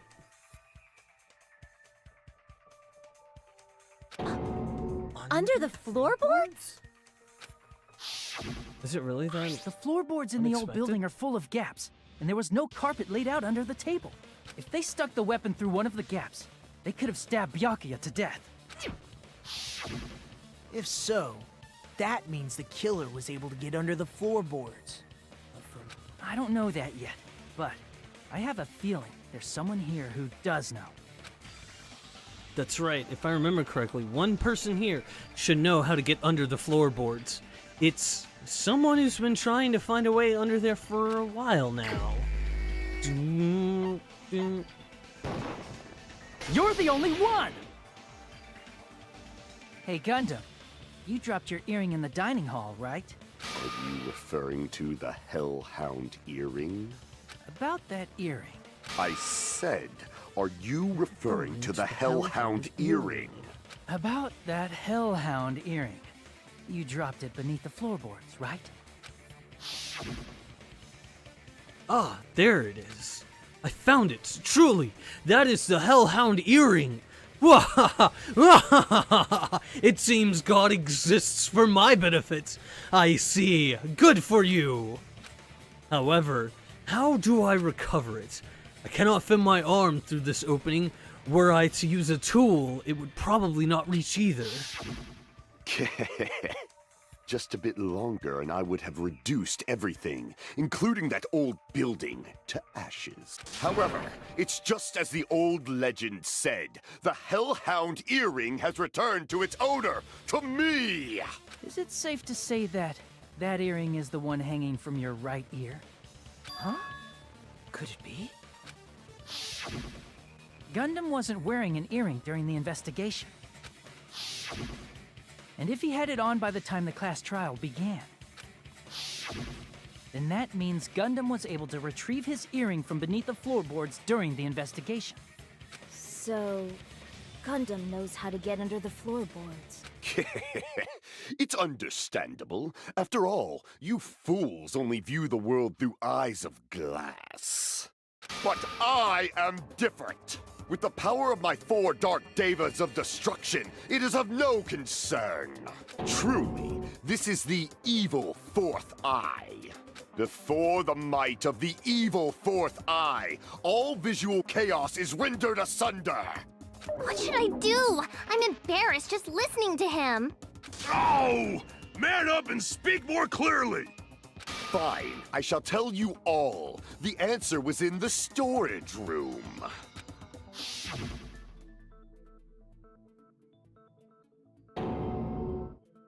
One of my 4 Dark Devas of Destruction, Mirage Golden Hawk, Jumpy, has seen beyond the chaos. A secret passage of doom leading to the underground lurks beneath a large assortment of random boxes.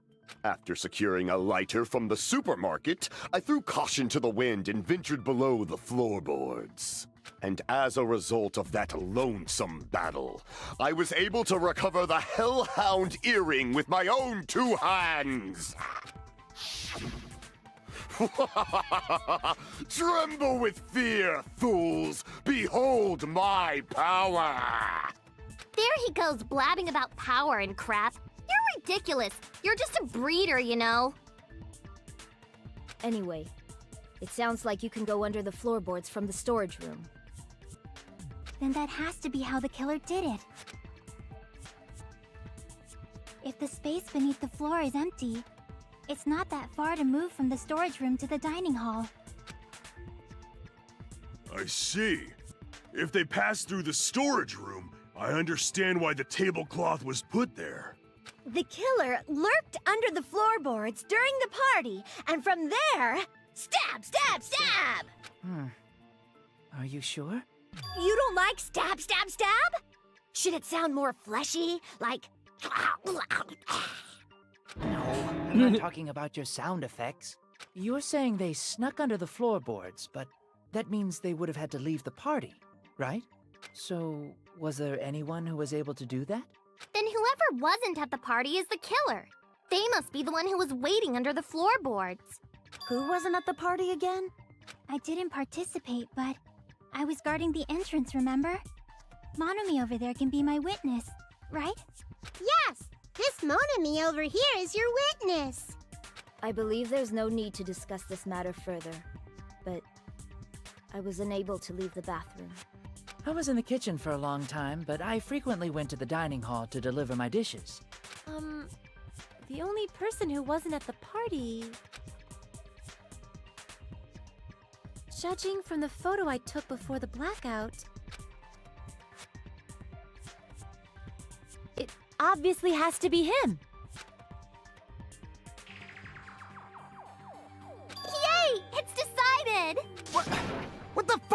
saying? I'm not the killer! Oh, really? What happened to the tough guy who was saying stuff like, I can do it. Don't mess with me! I'll fucking kill you! see? You're making threats again. Yep, that's right. Things are starting to get exciting. Good news, you are now allowed to use the silencer. You can use the silencer with the A button as many times as you want. When you use the silencer, you can shoot down the white noise. Also, when you shoot down the white noise, your time limit will increase a little. However, if you shoot down an actual remark with your silencer instead of the white noise, the time limit will decrease, so aim carefully when you're using the silencer. Oh, but if the difficulty is such a gentle, white noise won't appear at all. In that case, you'll still be able to use the silencer, but it'll be somewhat pointless. However, if you feel like doing a little bang bang, you can use it to your heart's content. Bang bang bang bang bang bang bang bang bang bang bang bang bang bang bang. If you press the plus button during these arguments, you can review the controls. Well then, good luck and have fun. Skipped some of the bangs. I'm getting an incomplete experience. Oh jeez, my bad. Shit. During the party, the killer was lurking under the floor like a cockroach. And they could have stared at panties all day. Without going to the storage room in the dark. Is that true, Fuyuhiko? Don't act like I'm the fucking killer!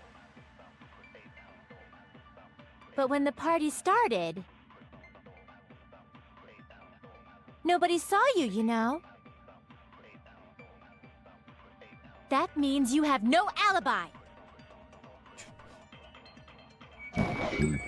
Self-evident.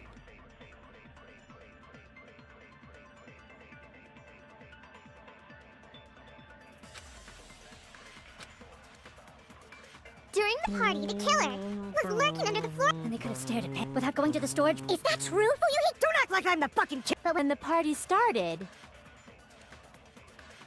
nobody saw you, you know. That means you have no alibi. Oh, come on. There we go. No, that's wrong.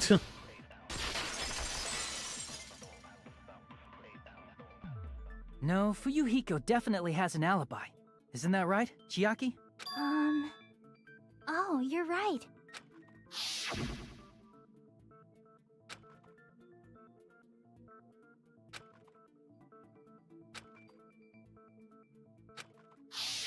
I saw Fuyuhiko after the party started. There's no way he could have been waiting under the floor before then. You should have said that earlier, dumbass. It's still your fault. Like, why were you even lurking around the old building in the first place? Shut up!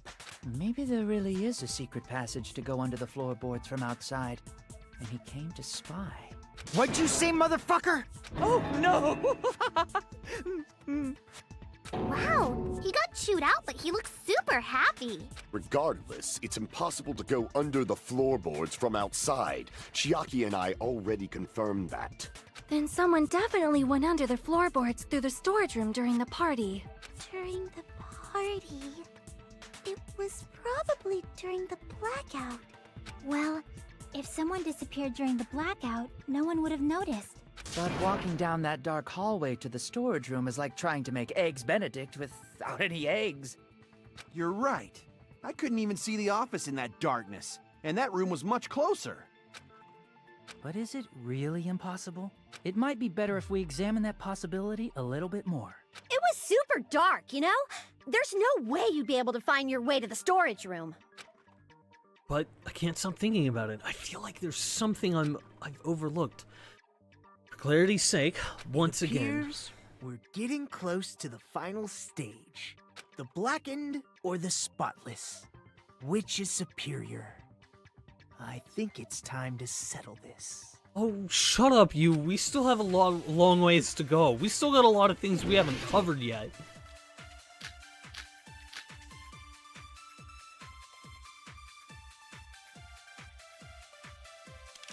The hallway was really dark during the blackout.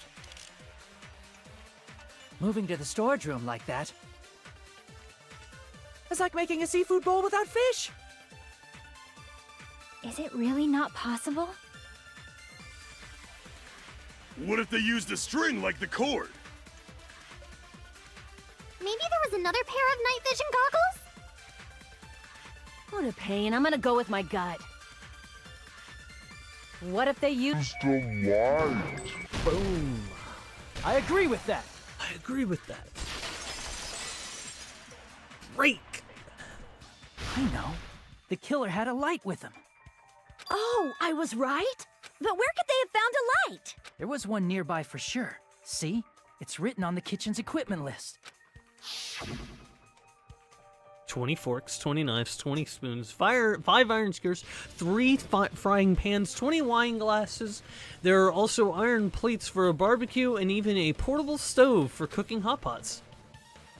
Iron plates and a portable stove. I do recall seeing them on the shelf over there. This kitchen seems to be well kept. There should be no problems using it. It's the portable stove. Portable stove? The portable stove isn't powered by electricity, and it's also small enough to carry around. So, the killer used the portable stove to move from the hallway to the storage room during the blackout. I see. I never considered the portable stove.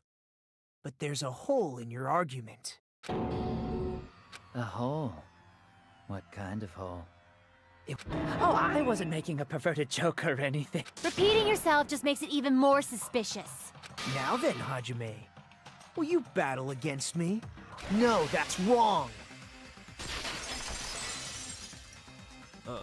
Will you be able to break through my argument?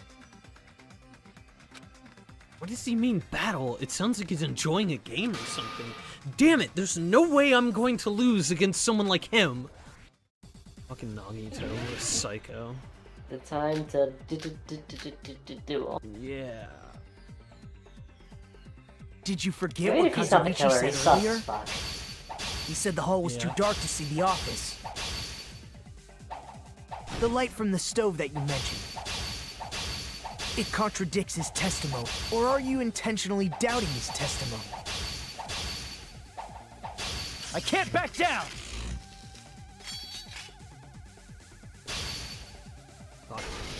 Advance! I don't doubt what Kazuichi said.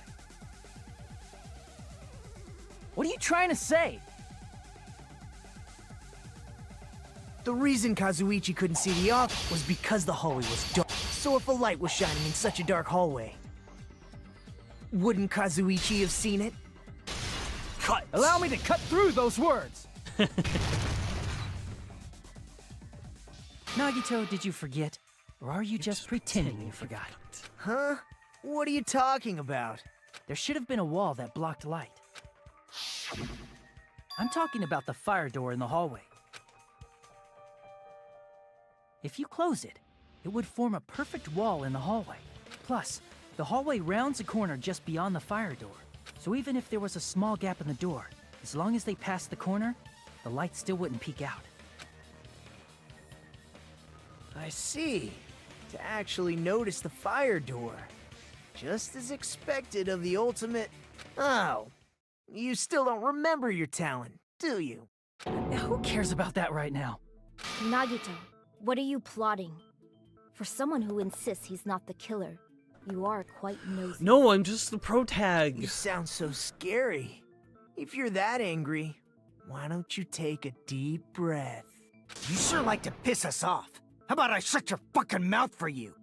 Hey! It's okay if you guys fight, but I won't allow a burly brawl that might offend people. More importantly, can you hurry up and decide who's the blackened already? Time runs out when I get bored. Fine, I get it. You're telling me to pass the torch, right? Pass the torch?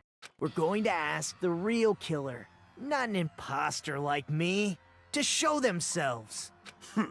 You're obviously the killer, right? If you think I am, I really don't mind. Whatever conclusion you ultimates arrive at, I will accept it, no matter what it is. So, you're telling me to call out the real killer, even though I really don't want to condemn that person, but There's no other way, right? The person who used the hallway's... Damn it. The person who used the hallway's fire door as cover and used the portable stove to move in the dark and snuck under the floorboards to stab Byakuya to death using the glowing paint as a mark. So, the only killer I can think of is... It has to be you!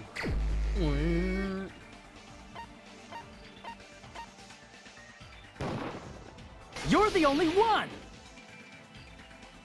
Teru. Could it be you? Huh?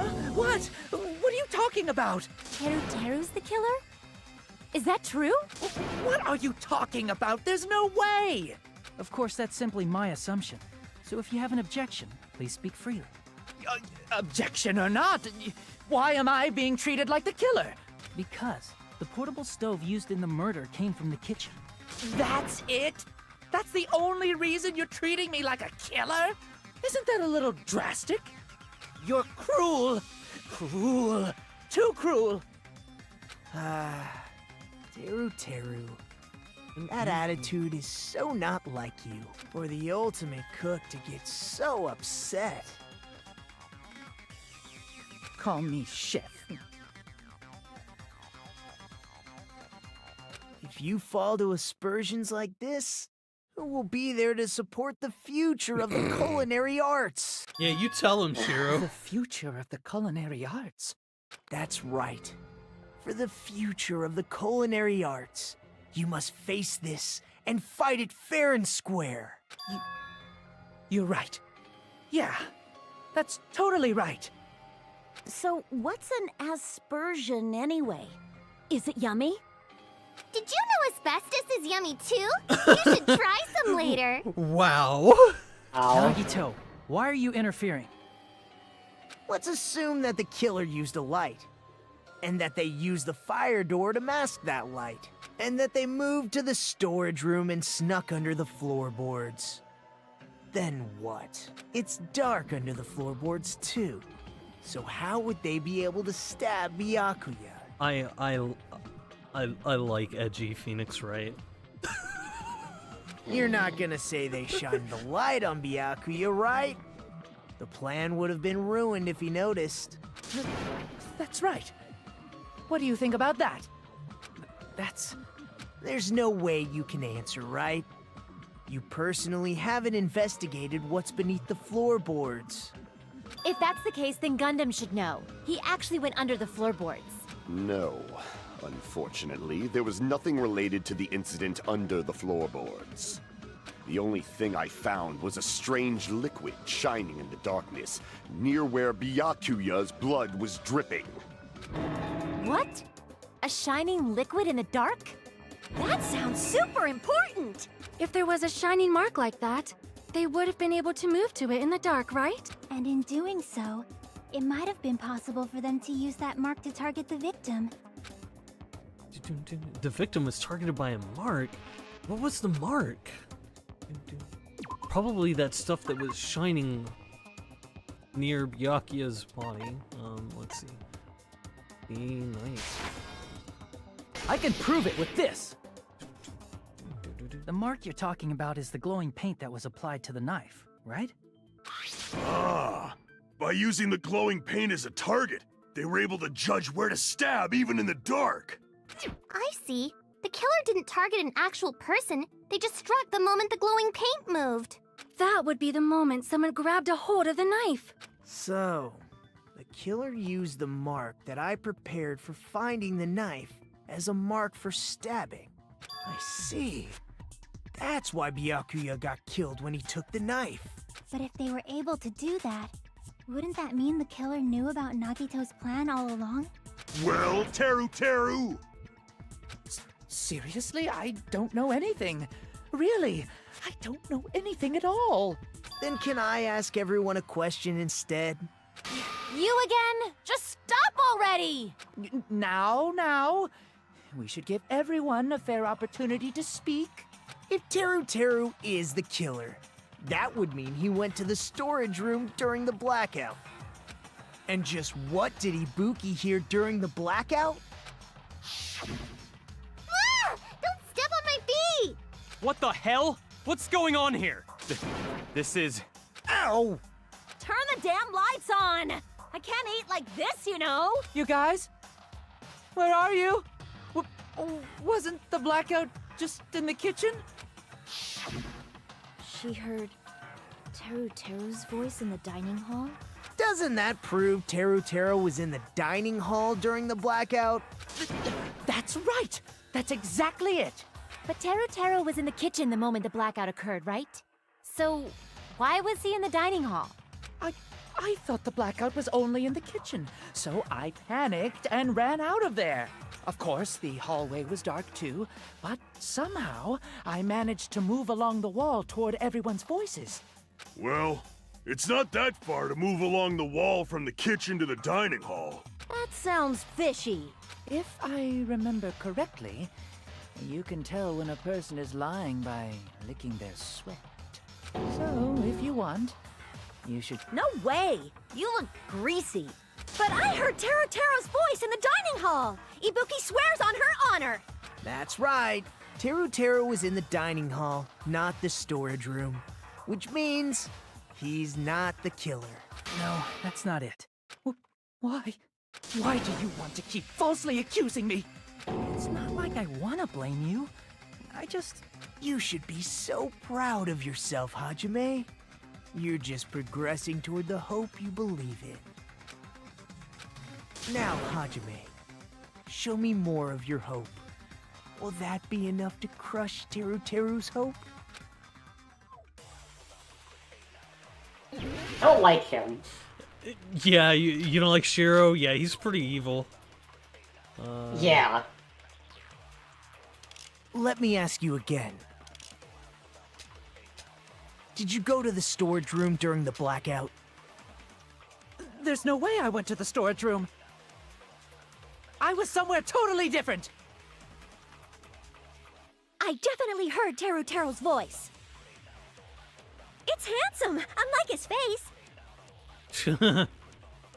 Maybe it was recording or something? Nope, definitely a live voice. Right, as long as I have her testimony. The fact that I was in the dining hall cannot be Yes, it can. I'll shoot through that contradiction. Shoot through it, Shiro. Just because we heard Teru's voice in the dining hall doesn't mean he was literally Johnny. in the dining hall. Huh? Remember the floor in the dining hall? It was full of gaps, right? So even if you shouted from under the floor, it should have sounded just like the voices in the dining hall. But... I see. So he brazenly shouted from under the floor to make us think he was in the dining hall. Is that true, Teru? Hold on a second. Can you explain this, Teru? I told you to wait a second, ain't I? What are y'all even saying anymore? I'm telling you, I was in that there dining hall during the blackout. Where are you from again? Ooh, I was born in West Asabu and raised in South Aoyama. Hey, you guys! This guy's a major liar! If Teru was in the dining hall during the blackout, he should have been there after the power returned, right? Well, I believe so. There's no way he could have gone back and forth in that dark hallway. Huh? Was Teru actually there during that time? I sure was. I was there the whole damn time. Something like this shouldn't be decided by gut instinct. People's lives are at stake. Damn right. You guys should have been deciding this on the spot with your hazy memories. His accent is getting even worse. He's definitely lying. However, I am not sure. I believe that he was there, and I believe that he was not there. Oh, is there any way we can decide? Why don't we consult his memories? His memories? Gosh, yeah, don't be saying things like that. Don't make no sense. Can you even prove I wasn't in the dining hall? I probably can. Oh, you again. Whether or not Teru was in the dining hall during the blackout, in order to know for sure, I just need to throw that question at Teru himself. Sorry, nurse. Would be like opposite of Nurse Joy, but is still a nurse. Nurse Despair. Nurse Despair? I can prove it with this. If you're Nurse claiming that you were in basket the case. dining hall when the power came back, then you should know how Mikan was positioned at the time. Whoa, what? Don't make me remember. It's so embarrassing. No, this is a very important question. Well, Teru, if you were really in the dining hall at that time, you should know the answer to that. Huh? Huh? It was a pretty clever way of tripping. There's no way you'd forget about it so easily. I'm sorry. I'm so sorry. I showed you something so unsightly. How about it? You can't answer, Teru?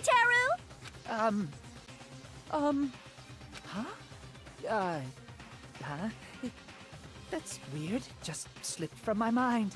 There's no way it would slip from your mind, especially not a pervert like you. Getting nailed to the even wall. Let's go. Nagito, say something.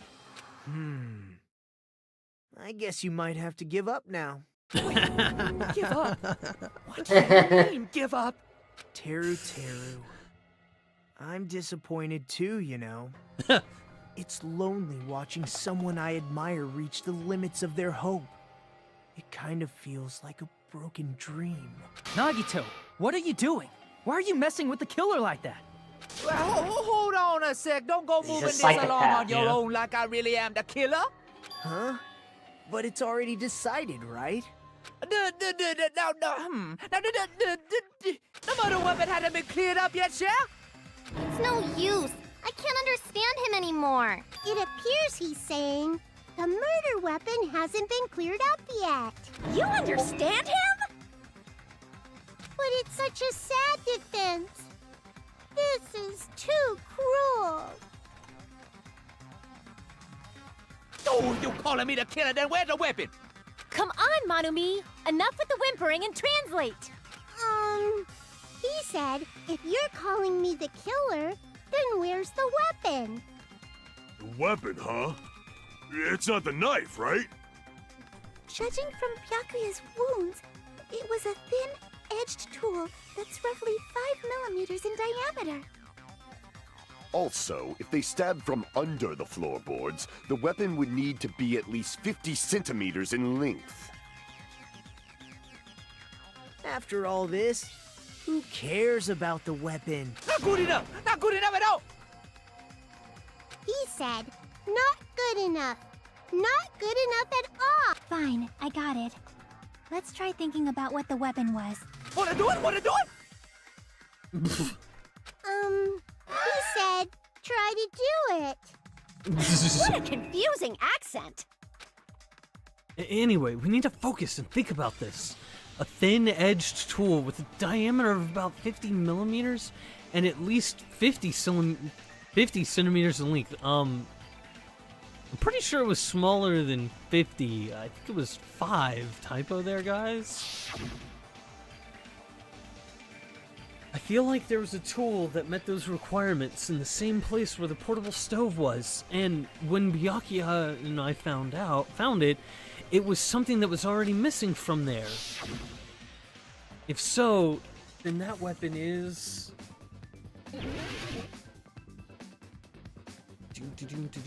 Okay, hopefully this can go a little bit faster. Oh, we're going up and down now. Okay.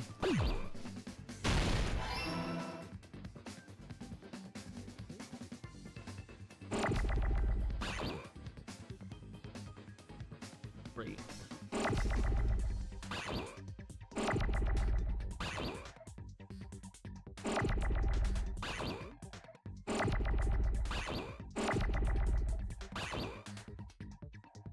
Come on, I need an R.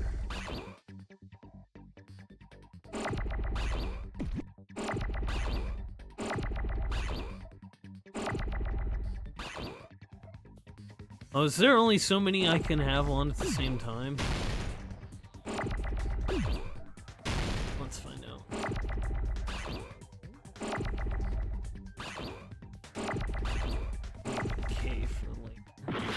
Oh, dang it.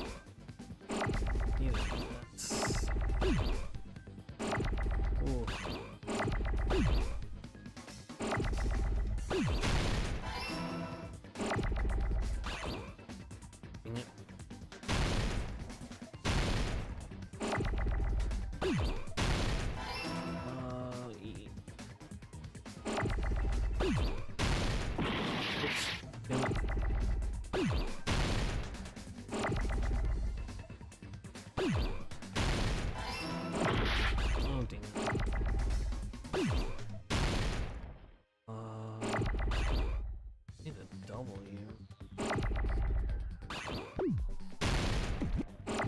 Shit. Oh. Come on.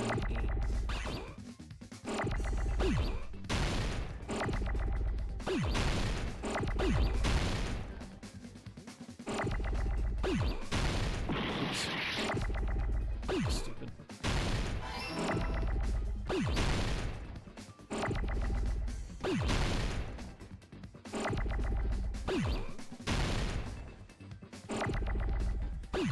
There we go. Yeah, it could be worse. I got it!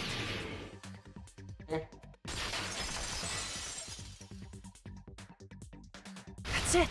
The weapon must be the iron skewer! Huh? The iron skewer? Before the party, as Byakuya was confiscating all the dangerous items, he spoke to Teru Teru. Check the equipment list, and there seems to be one iron skewer missing. Ah, that's right. As far as I know, that's been missing from the start. So that missing iron skewer is the weapon? An iron skewer would match up with the wounds perfectly. Hey, Teru Teru, where'd you hide the iron skewer? Avril Lavigne! Avril Lavigne? Huh? Did he really just say that? He's just saying random shit to fuck with us. You probably dumped it somewhere on the island, didn't you? This school trip has a no littering rule. If he had violated it, the island sirens would be ringing non-stop. Island sirens? Just for littering? Also, I was on guard duty, and I never once saw Teru Teru leave the old building. Which means he obviously hid it somewhere in the old building. It's probably the kitchen again, right? Teru Teru, just man up and be straight with us. Oh!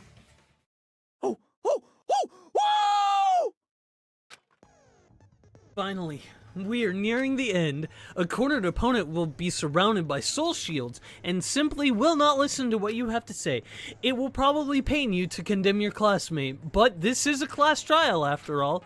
You must argue against your opponent and destroy their soul shields. A high-speed dispute battle where you beat down a panicked opponent's excuses and nonsense. That's the bullet time the panic talk action. Panic? P for panic, T for talk, A for action. We'll shorten it to PTA. During PTA, you must destroy all of your opponent's soul shields so you can deliver your final strike. In order to do that, you must destroy your opponent's remarks while following the tempo of the song. Time your button presses with the tempo marker as it moves across the screen. Oh jeez, I'm gonna save this shit before I fuck this up 3 times. No, I can't save, god damn it. Match the tempo marker by pressing the A button, and you will be able to lock onto the opponent's remark. If you keep pressing it, you will be able to lock onto multiple remarks at the same time. Afterward, if you release the A button in time with the tempo marker, it will intercept the locked on remark and destroy it. By destroying the remarks, you will be able to damage the soul shields, protecting the opponent and destroying them. However, if you cannot destroy their remark within the time limit, you will end up getting hurt. During PTA, you can press the plus button to review the controls. But for this PTA, just focus on pressing the A button. Please wait for another time for other features. Do this consecutively and you'll start a combo. Keep this going and you'll initiate a tempo up. On the flip side, if you keep missing, you'll find yourself in tempo down situation. When the song changes, the tempo changes. This will alter the timing for each button. Please be careful. Last but not least, let me tell you about the final blow. If you destroy all of your opponent's soul shields, they will start to give their final argument. And if that happens, 4 words will be displayed on the top, bottom, left, and right side of the screen. Each of these 4 words correspond to the A, B, X, Y button. If you press the buttons in the right order, you will be able to compose the words of your final strike. Please make your argument while searching for the words that will trump your opponent's final argument. Also, if you don't deliver your final strike within the time limit, your opponent's soul shields will recover. Well then, good luck and have fun. Okay, can I save this time, please? Okay, good, I can save this time. Jeez. I don't know how bad this is gonna go, but pretty bad knowing me. What the hell you even saying, you stupid cutter hick? He said, oh, what the hell are you even saying, you stupid country hick? I guess we have no choice but to somehow find out for ourselves. If the iron skewer is the weapon, then hiding it in the kitchen would be the easiest way to slip it by, but Byakuya and I checked the kitchen pretty thoroughly before the party started, which means, was the weapon already hidden somewhere we couldn't find it? Good job, typo, guys. Could it have been in an unexpected place? Where would that be? Where did he hide a weapon long like an iron skewer?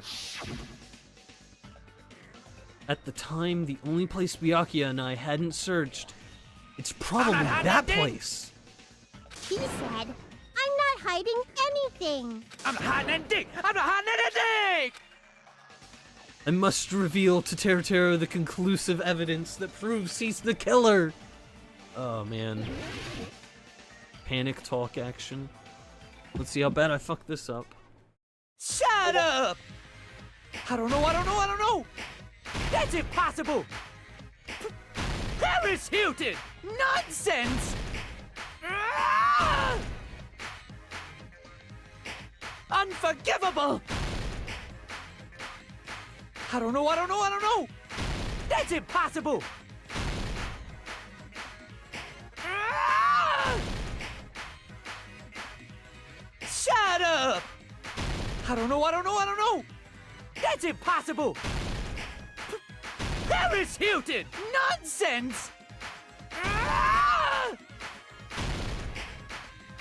Unforgivable! I don't know! That's impossible!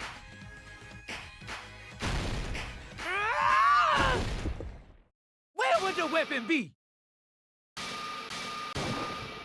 This is the end! Well, that wasn't too bad. I understood that a little bit more than the first one. Could the iron skewer have been hidden inside the piece of meat on the bone? What are you saying? There's no way I'd hide anything in a place like that. That's clearly impossible. I mean, that's inside the food. Impossible. That's what Byakuya and I thought. That's why we overlooked it.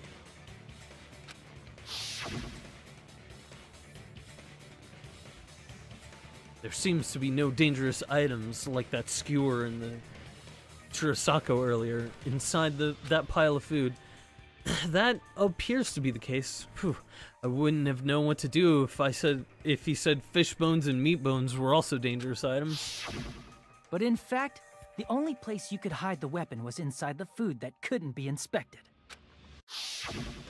Out of all the dishes you prepared, the only one that could hide a weapon as long as an iron skewer is the meat on the bone. What now? I'm using my right to remain silent. There's no way that exists here. We need to confirm this now! So if we eat that tasty-looking piece of meat and find the iron skewer inside, bullseye! All right. Monokuma or Monami, one of you hurry and bring over that piece of meat. 1 minute. Just give me 1 minute. I'll eat the whole thing! Wait, hold on a second. Time out, time out. What are you doing? Hurry up and bring it over! About that. Huh? Where did Monokuma go? I'm right here! I'm already eating it! Ah, a bear that eats meat! Wait, now that I think about it, that's pretty normal. Nom. Oh, what is this? So yummy! Somebody tell him it's bear. Damn it! That's my meat! I've never eaten anything like it in my entire life! The taste brings me back to my days in the wild. This is bad. Seriously, this is really bad. My. There's something inside the meat. Look what came out. Isn't that... Is that an iron skewer? Check it out. The handle looks like it's made of bone. Pretty clever. The sword of destruction, encased in bone and sheathed in meat. It brought catastrophe unto Byakuya. As expected of Teru Teru. Such a fantastic weapon from the ultimate chef. You're wrong. I'm not the killer. I'm not the kind of person who would kill someone. Yes, you. Sounds like something a killer would You say. all set me up. Yep. You guys set me up so you could blame this on me.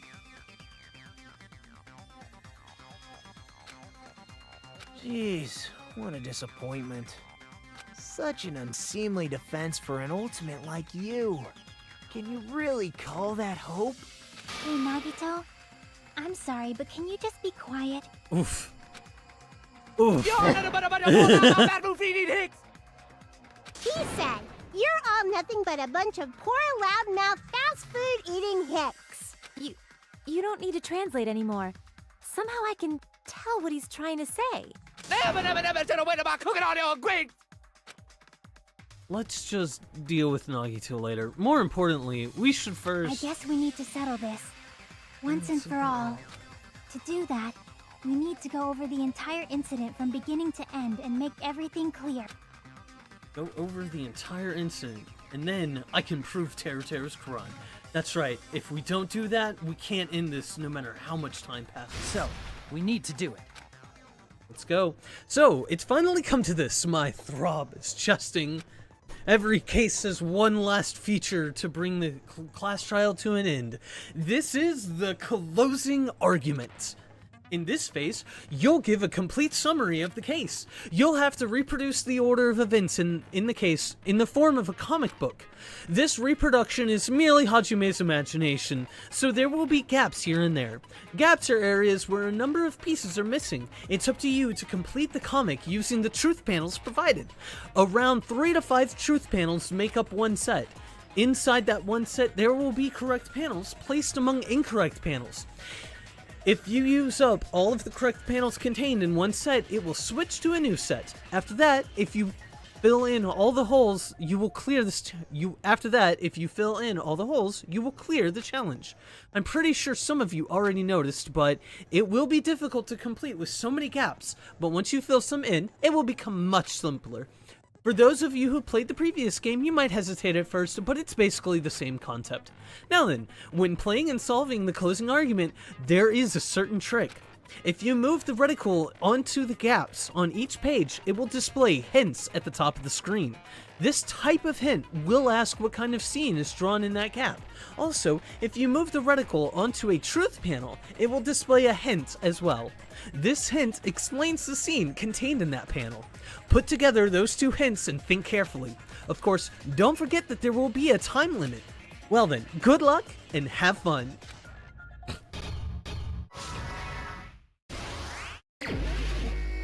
Alright, let's see what we got going on here. Everyone at the party is...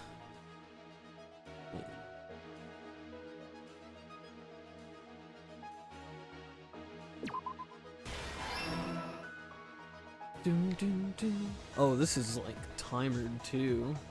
Right. Let's see.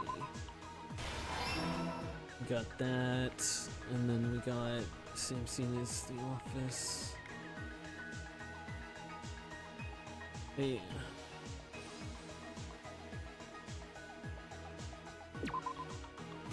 That's not right. But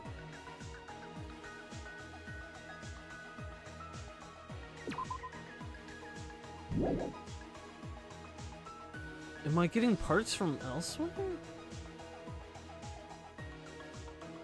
Because there's no way that's it. I think it should. Alright, well, I guess let me just go down the row.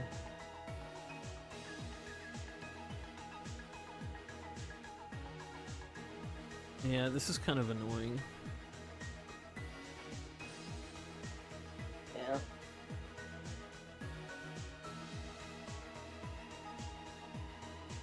Okay, let's see. Because that's where that goes. Let's see.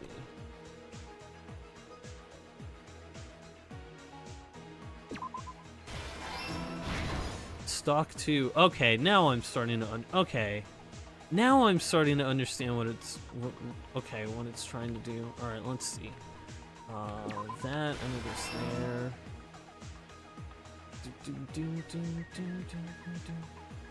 Yep. Portable stove. Borrowing the tablecloth. What's this? Closing the fire door.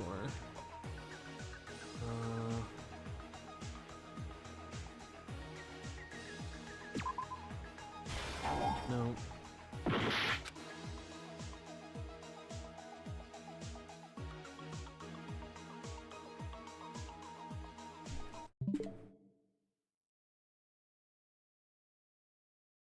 Should be like tablecloth. Boop. And drop that there. Boop. Last stock. Okay.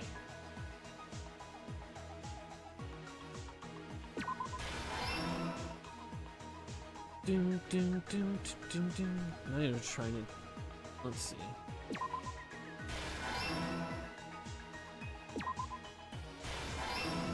And. Doom, doom, doom, doom, doom. Here's everything that happened in this case. Oh, let's go.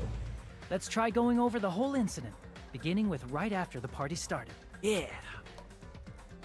Byakuya had us gather in the dining hall of the old building near the hotel. He was extra cautious about a murder occurring that night because of a threatening letter he received. Therefore, he decided to throw a party so he could monitor us.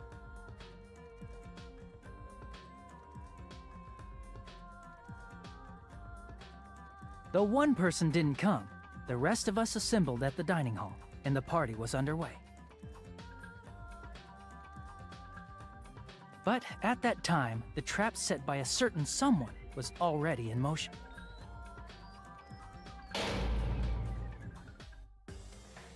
They plugged 3 irons into the outlets in the storage room, which nearly capped the power usage.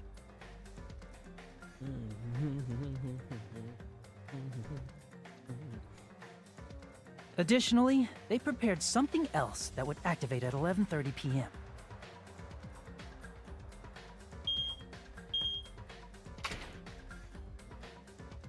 The air conditioners in the office and dining hall. They had already set the timers for these. Thanks to the irons maxing out the power usage, the breaker was tripped when the air conditioners kicked on.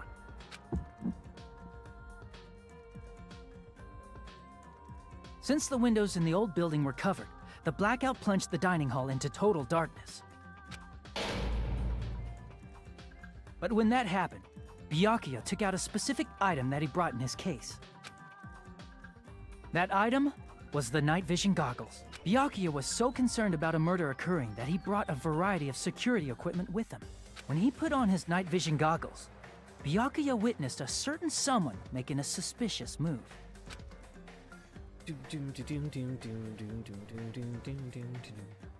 He saw Nagito guiding himself with the desk lamp's power cord so he could get under the table. That's right, everything up to that point was all part of Nagito's plan. The murder warning to Byakuya, the source of the blackout, it was all Nagito. While the blackout was happening, someone else, the real killer, began making their move in the kitchen. The killer probably already knew about Nagito's plan, so they knew a blackout was coming. That's why the killer prepared all the items they would need to commit their crime in the dark beforehand. They needed a light source, which was provided by the portable stove in the kitchen. They needed a weapon, too. This had also been hidden in the kitchen beforehand. The long iron skewer used in the churrasco dish. The killer hid that inside that meat with the bone in it. With the weapon and portable stove in hand, the killer stepped out into the hallway. First, they closed the fire door in the hallway so their light source wouldn't peek toward the dining hall.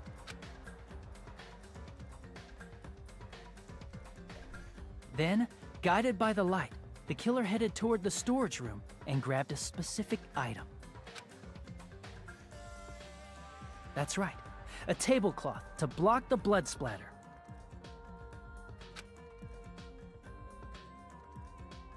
With this, the killer finished their preparations and snuck under the floorboards through the secret passage.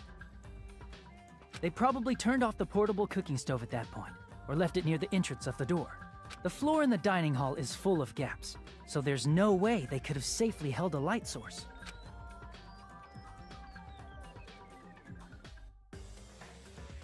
But thanks to the glowing mark they painted earlier, the killer was able to get beneath the table.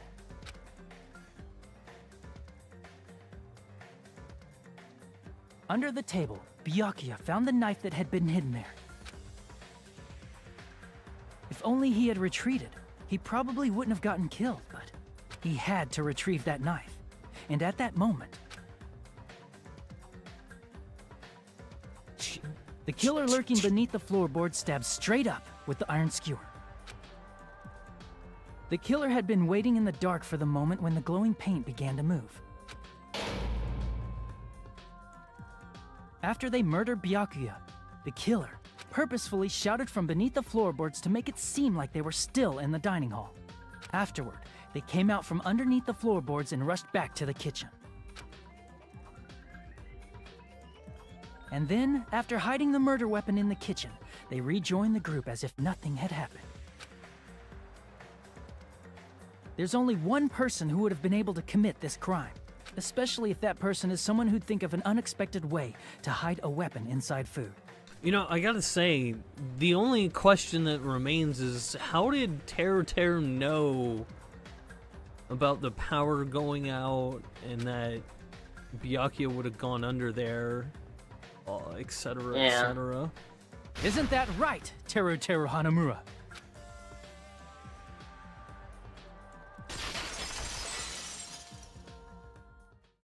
That's what happened. How about it? Did I get anything wrong? I'm sorry, Johnny, but your voice says too much of, like, notable character to it. So I just can't, like, I'm sorry, you don't sound like a dumbass average pro tag. You sound too much like a notable character. Yeah. You know what I mean? Yeah. This is a mistake. A mistake, I tell you. I would never kill anyone. Would never.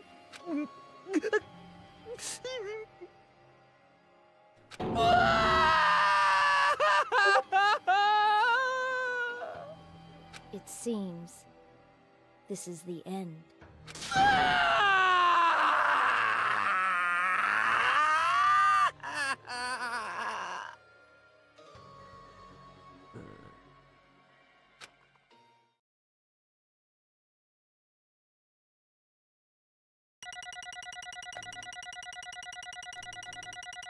Yep, that was the only thing left unseen, unanswered, is how he found out.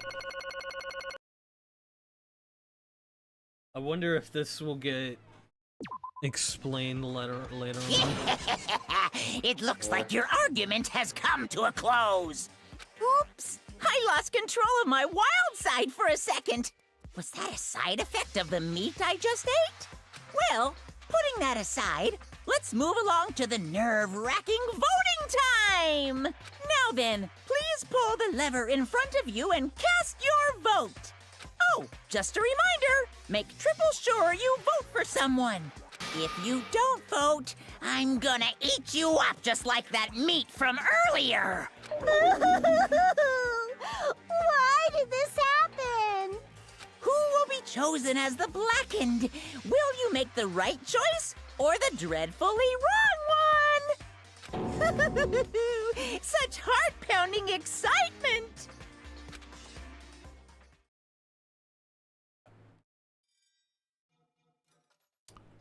Ding, ding, ding, ding. Oh shit, I forgot the music's all fucked up. Oh, they fucked up the music for the executions on the second game too. No. Oh, hold on. Correct! Correct! It is broken, just like in the last game.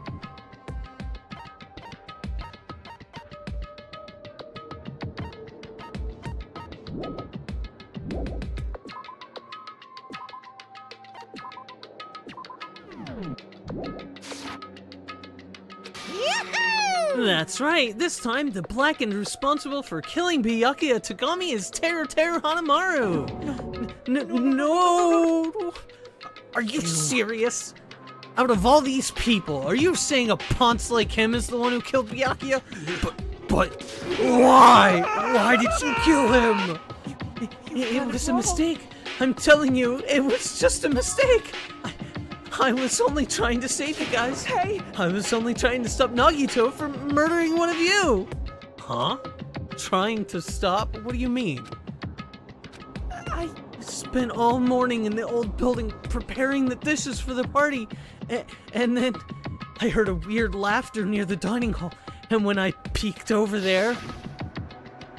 Oh... I saw him. I saw Nagito in the middle of cleaning duty, putting the knife under the table. I had a bad feeling about it, so I continued to watch what he was doing, and I saw him place the irons he brought in the storage room and mess with the air conditioner timers. Plus, he was grinning, just grinning by himself the whole time. So I questioned him. When that happened, You caught me? What? Been caught? Hey! What are you doing? What are you scheming? I'm planning to kill someone, of course. Huh? Teru, just to let you know, it's pointless of you to stop me. If you stop me now, it doesn't matter. I will never give up. Whether it's tomorrow, the day after tomorrow, or the days beyond that, I'll definitely start the killing. Impossible! What? No matter how much you want to leave this island, that's just... I see. So that's what you think. But that's not it at all. This isn't about my survival. I just want the killing to start. What? What are you saying? I love everyone here. That's why I want to be of good use to them. I love all of the Ultimates, and I admire them for being symbols of hope. Amazing. That's right. In the name of hope, I love everyone's talents from the bottom of my heart. That's why I don't want them to lose against something like killing. I want them to prove to me that hope will never lose, no matter how daunting the despair they may face seems. I want everyone to prove to me that hope will never lose to despair. No. What are you saying? I don't understand at all. See? Isn't it typical that if you face a strong enemy, you will become even stronger yourself? Which means the stronger the despair you face, the stronger everyone's hope will become, right? I want to see that brightness, and in order to see it, I'm going to become everyone's stepping stone. I want to make your hopes shine. It's as simple as that. That's right. I yearn for a powerful hope that can overcome any kind of despair. Are you kidding? Don't tell me you're actually serious? So you don't understand. That's fine. I don't really mind. I'm just an obsessed fanboy, so it's all right that this love of mine is unrequited. I suppose I can be called the ultimate fanatic. No way, no way! The ultimate fanatic. There's something wrong with you. Really? Do you think so? Do you really think there's something wrong with me? Hey, but isn't that what love is? Nagito, what is the meaning of this? Explain it to me. I don't understand anything about the story at all. You see, if you have a favorite boxer, don't you want him to fight against a strong opponent and win? With me. You better not compare us to that. What? Huh? Am I wrong? It's a given that trials are necessary to become strong, and the harsher the trial, the stronger you become, no? For mere humans, killings are simply a tragedy, but for worthy humans, a trial such as this can elevate their status to an even higher level. Amazing. It's amazing to me that someone as untalented as myself can become that trial. There's no point in someone like me surviving. It's far more significant for me to die as everyone's trial. Great. There's no greater honor than becoming the foundation so that your values may ascend to brave new heights. Stop it! You're seriously starting to piss me off. What's going I on? don't understand at all. Are you saying you basically wanted to commit murder for fun? It's not the same as someone killing for fun, but I guess it looked the same in your eyes. I have no intention of surviving and leaving you all to die. Is that why you didn't mind when Taro discovered your plan? What's wrong? Or perhaps that was intentional too. Huh? Nagito wanted to involve us in the killings. Plus, it'd be better for him if the mystery was way more complex. Is that why you blatantly revealed your plan to Taro? You expected to pique Taro's curiosity, and you looked forward to the mystery becoming more complex. Well, you're basically right. It's true, I was looking forward to that. That's why I took the time to tell him about the secret passage I found while I was cleaning. What? That was your doing as well? You're right. I just casually mentioned it. Oh, it's dangerous if you fall, so don't get too close to it. Hey, This dude, he's seriously batshit crazy. He's insane. That's right. That's why I tried to stop him, you know? However... But why? Why did you kill Byakuya instead? I don't know. Because Nagito was the one who was supposed to take the knife. That's why I aimed and thrusted the iron skewer there. Whoa! But why is Byakuya the one who died? It was supposed to be Nagito, not him. Byakuya probably tried to stop Nagito from grabbing the knife. And then, in place of Nagito... No, I don't think that's it. Huh? Perhaps. Byakuya was probably trying to protect Nagito. What? What did you say? See? Because Byakuya said so, didn't he? Don't worry. As long as I'm the leader, I won't let anyone become a victim. I will guide you all. That much, I promise. Could it be? In order to keep that promise? As long as he was wearing the night vision goggles, I'm sure he saw someone moving under the floorboards, and that someone was aiming for Nagito. Why? So Byakuya gave his life to protect Nagito, even though he was trying to take the knife? I see. Byakuya is amazing. To keep his promise to protect everyone, he actually threw his own life away. And yet, I never expected an ending like this. Such despair. What? But we shouldn't let him die in vain. I'm sure everyone will become even stronger by overcoming this despair. Could it be? You knew Byakuya would protect you, so you set him up to fail? Someone like Of course not. I'm not that good at calculating. I just took some precautionary measures. The results of that were going to be my fun for later. Just kidding. How unexpected. But I never expected it would turn out like this. I never thought I'd be the one to survive. But since it was my life that had been saved, I didn't want to just waste it. So that's why I decided to help Teru. Why? Well, because Teru decided to commit his crime because he also had strong hope, right? Which means his actions were motivated by hope. If he was willing to go that far, I thought he might truly be the person whose existence I was waiting for. I thought he might be the hope that could defeat any type of despair. In order for me to confirm it, I decided to help Teru. What do you mean, confirm? Just stop it already. Well, plus, I couldn't really help myself when I also empathized with Teru. After all, he wanted to kill me, but he ended up killing Byakuya instead, you know? If I left him in that confused state, this trial might have been ruined, right? Isn't that right? But in order for our hope to grow, this trial was absolutely necessary. That's why I decided to help him. I told him, I don't care if I die, so you should just focus on escaping this island. Right? Those were my exact words to him before the investigation. Isn't that right, Teru? In the end, my help was just enough, and this turned out to be a bad ending for Teru. But you should be proud of yourselves. You should be proud of yourself. You will not die in vain. You will become a splendid sacrifice for everyone so their hopes can grow even more powerful. Impossible! Sacrifice? Shut up! Seriously, stop it already. I'm gonna go crazy just listening to you. Hey.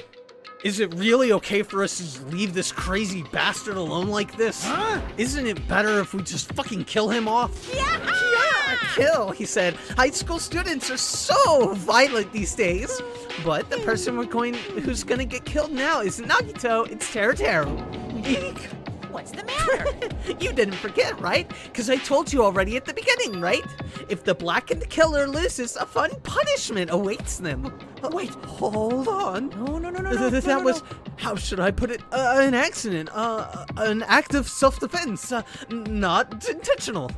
Anyway, I feel it's possible it's not my fault. Hey! It doesn't matter if it's an accident, self-defense, or intentional. A murder is still a murder. If you kill someone, that's murder. Hey! But isn't there anything like sympathy judgments, extenuating circumstances, or maybe even probation? Impossible! I don't accept any of those claims. That's not. Hey, save me, you guys! I was only trying to stop Nagito, so... Why? Be honest, after learning about Nagito's plans, you saw an opportunity, right? You probably thought nobody would find out if you killed him after messing up his plan, right? That's what you thought, right? You're wrong. There's no way a person who has no malice would kill someone like that. In truth, you were just desperate to kill Nagito and willing to sacrifice everybody else to survive, right? Just be honest already, at least in the end.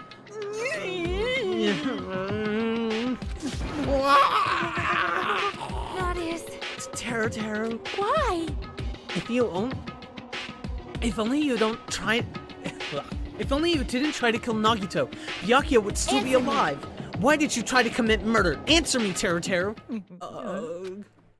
I just wanted to go home. I needed to go back home no matter what!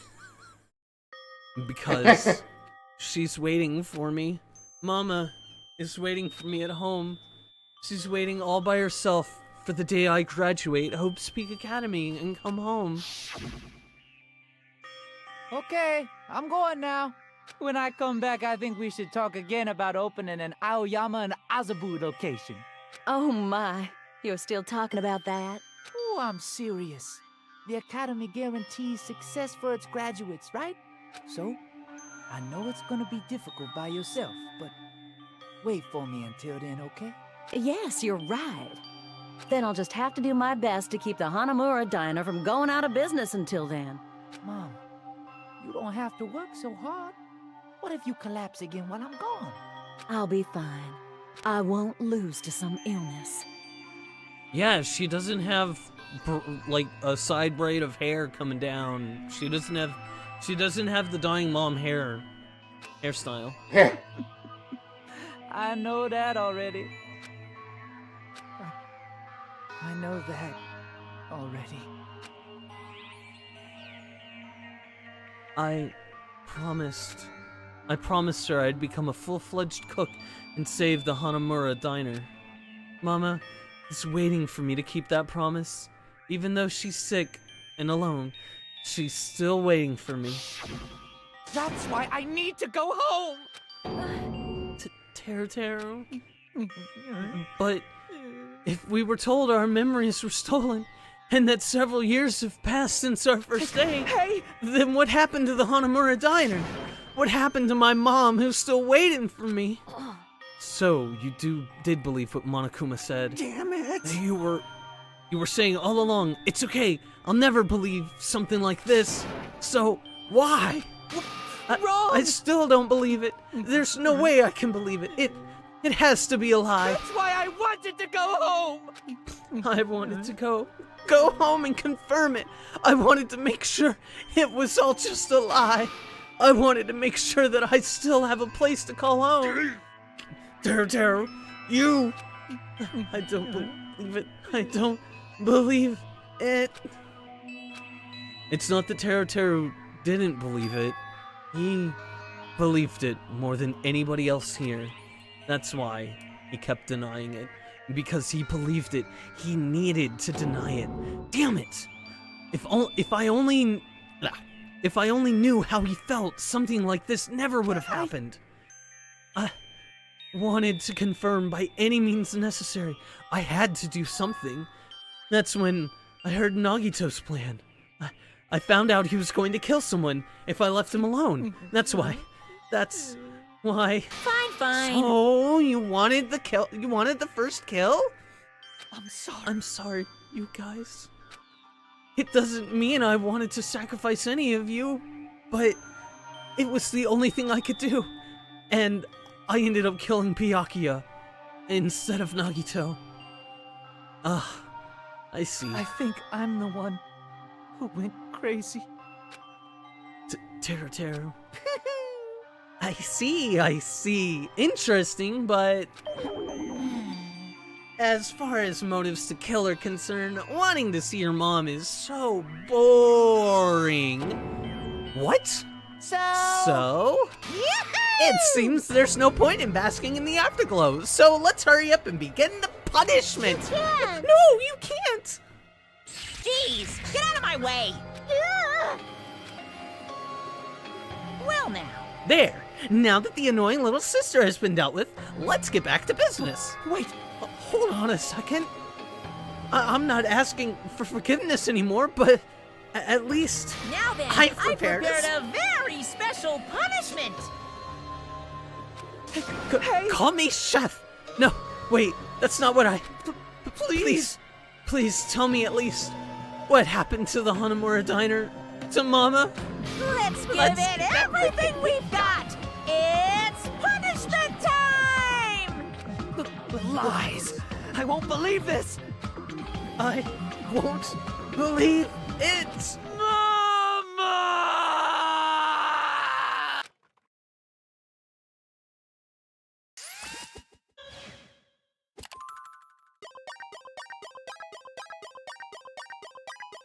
Teru has been found guilty. Time for punishment, bitch.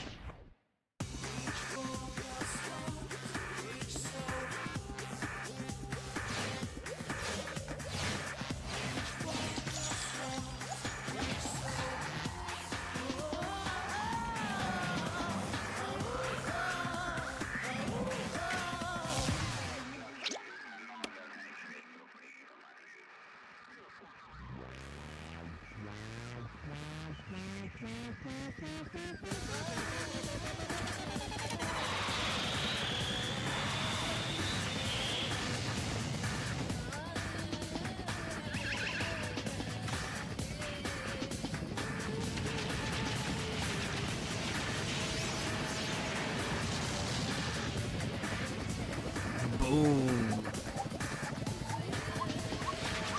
Did he just get covered in tempura tempura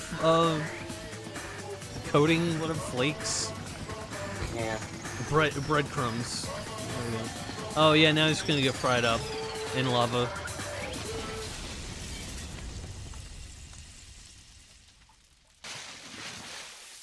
Yup, he turned out like he turned out to be tempura. Yep.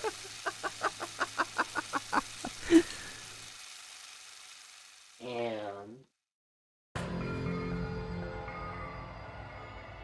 Extreme!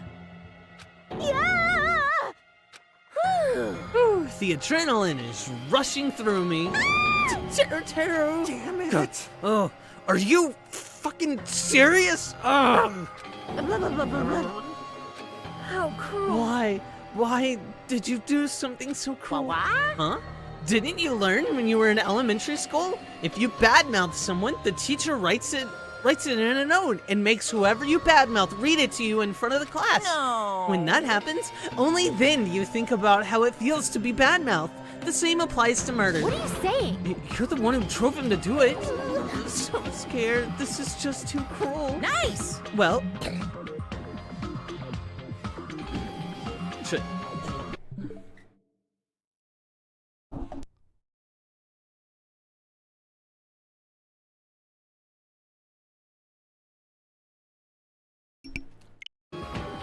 Well, it can't be helped. Rules are rules, and this is and this is the killing rule after all. What rule? You're the one who's breaking the rule. Huh? I can't just let that slide. What do you mean? When you mentioned the motive, didn't you also promise something? However, there's a catch. Don't tell me the catch is...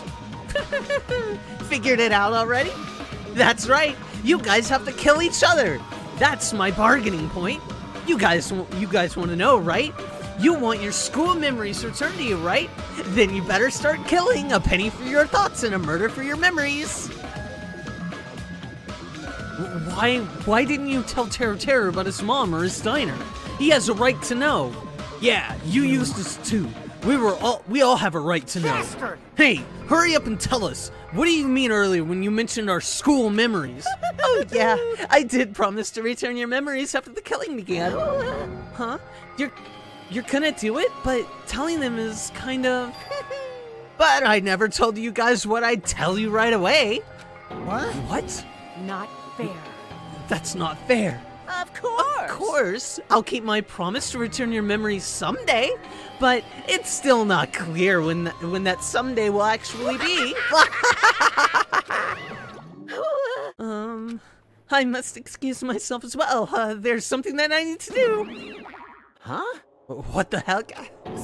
That's so not fair. cruel. They both ran away. Then... Monokuma has had us wrapped around his finger after all. Stupid! Taro, you stupid.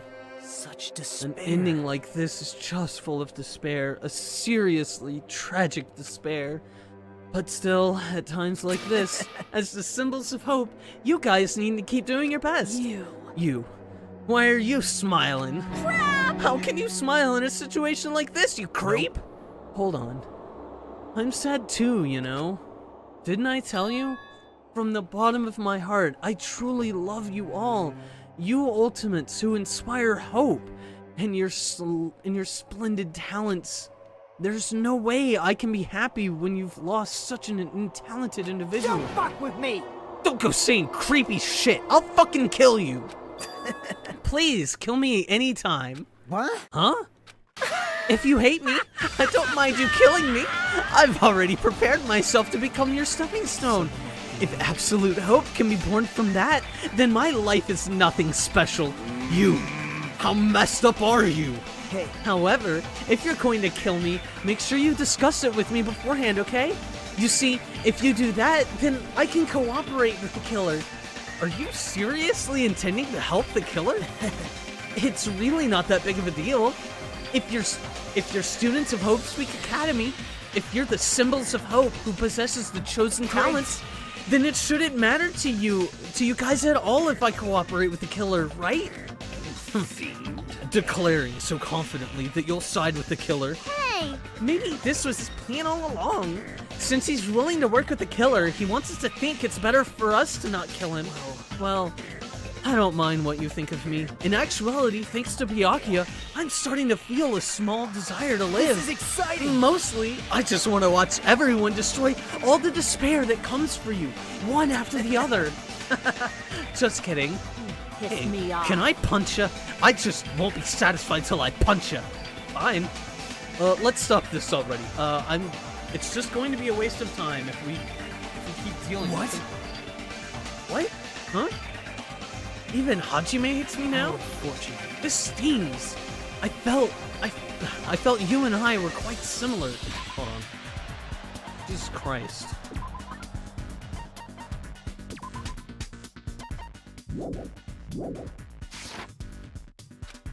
What does that... Isn't that right? You hold a special feeling toward Hope Speak Academy, just like me. Don't put me in the same category as you, bitch. Hey. But how can I say you're not? Monokuma said it himself.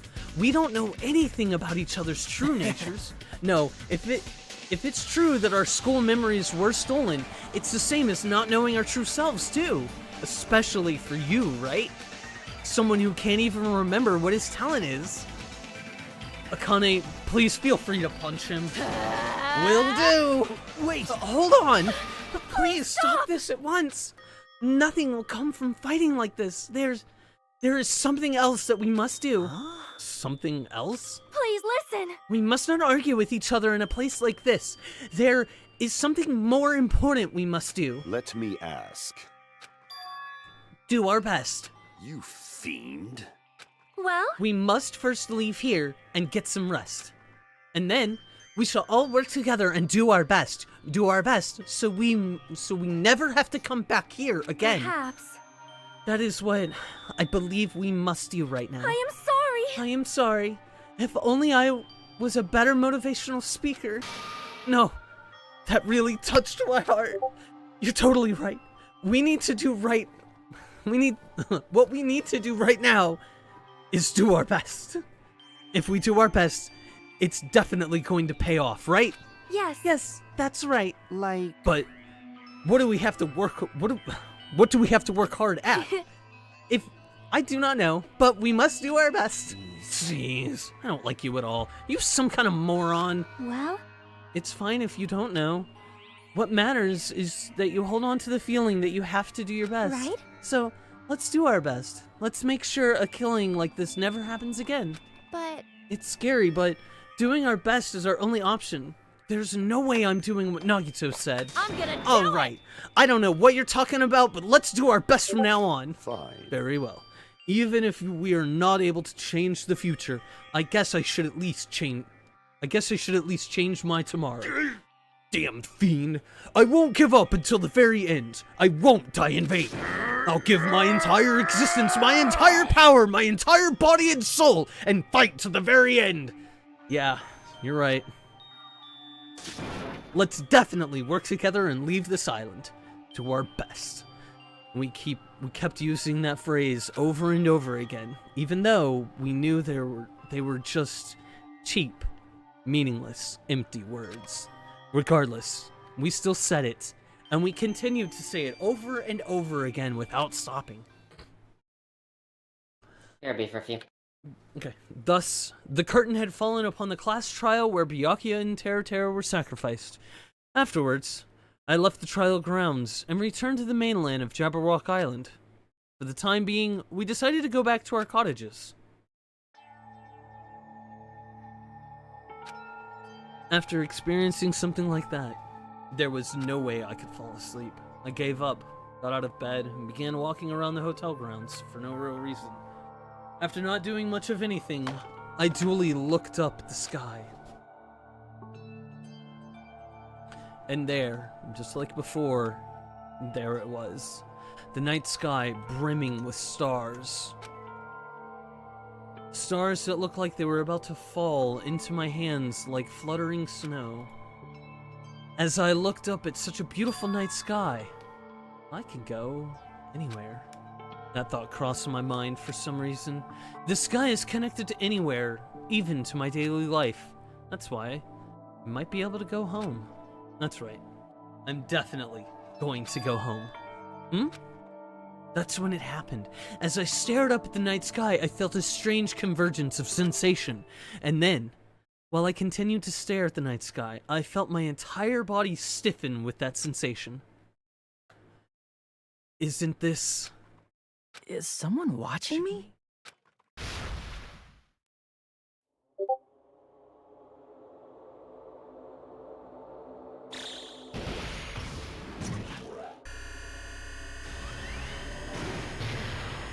The Monokuma bomb.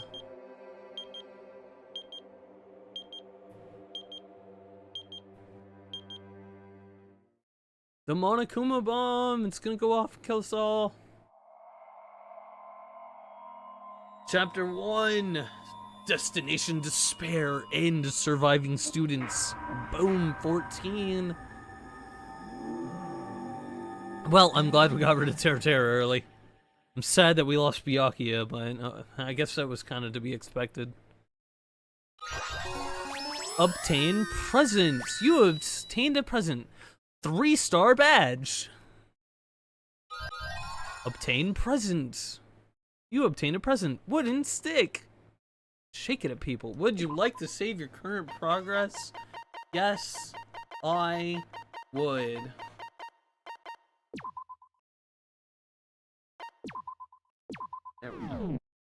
For a long time, humans have been taught that if you try hard enough, you can accomplish anything. Even if we weren't told this directly, you'd know it just by looking at the world around us. The internet, TV, and newspapers are overflowing with hopeful messages that say exactly that.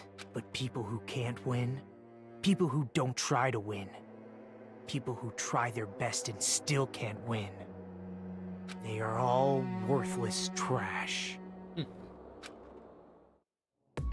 There are two kinds of people in this world. Those who are born with worth, and everybody else. No matter how hard a lowly human tries, they will never be the same as someone who was born worthy. They say that effort breeds success, but that's a complete lie. The world is not that accommodating. No matter how hard a small dog tries, it will never become a large dog. No matter how much a penguin tries, there's no way it will ever soar through the sky. Which means unworthy humans will never become worthy, no matter what they do.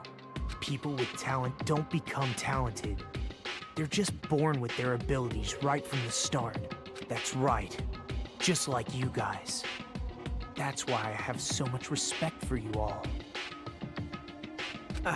Just so you know, what I feel is different from admiration. Admiration is wishing you could be like the object of your admiration. But what I feel is not so self-serving. How should I put it? What I feel is more pure. More like a selfless love that wants nothing in return.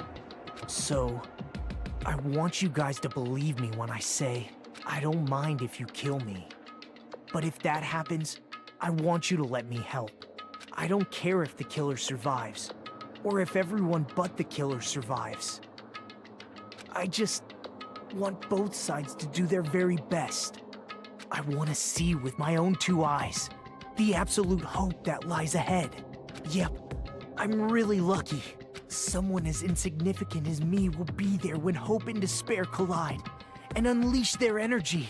So please, let me help you. If you're planning to kill me, I would be honored to help you carry out your plan. I want you to use me as a stepping stone so everyone can shine.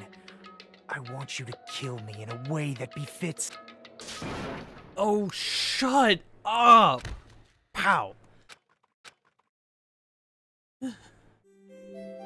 Chapter 2.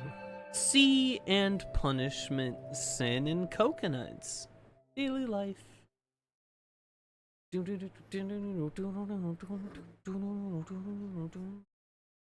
Byakuya and Teru died just last night. An ordeal like that doesn't change the fact that I still get hungry. I learned this firsthand as I headed toward the hotel restaurant with dreary, sullen footsteps.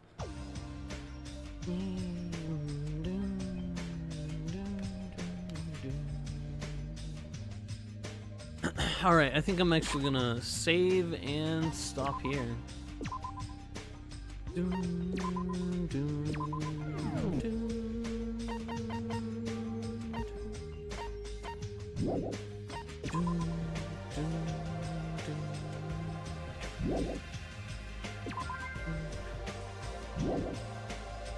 Let's give Marie a minute and see if she comes back soon. Oh yeah, here.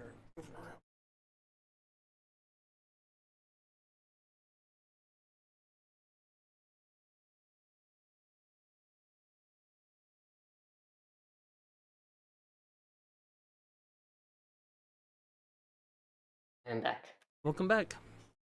I am done for now. So, yep. That polishes off chapter 1 for us. Oh, it ended with Nagito saying, you know, just like, oh, I don't care if, like, my love for the Ultimates is just like not even unrequited love. It's like loving something that you do and not wanting to give anything back from it. It's purer than like admiration. And then some other, you know, miscellaneous insane shit. And then what's his face, Protag was just like, oh my god, Teru and Byakuya just died yesterday. I wasn't sure if I'd be hungry, but then I went to the restaurant and everyone's there, and I'm actually kind of hungry, so I think I can eat after somebody died. And then that's where we're going into with the next section. So, yep. Yeah, y'all gotta like keep Nagito locked up somewhere. Yeah, yeah, he's hungry for things that should not be hungered for. Yeah. Yeah, Nagito, you're shut up, Shiro. People die when they are killed. Yeah. He's gonna let us know that like 10 different ways. All right, well, we will hopefully see you guys on Friday, and we will probably knock out the investigation phase, depending on how much talking is required, etc., etc. Between the start of chapter 2 and class trial. Hopefully that'll be Friday's adventure. Yeah. Anyway, thanks for coming, thanks for hanging out, thanks for watching on the VOD. We will see you guys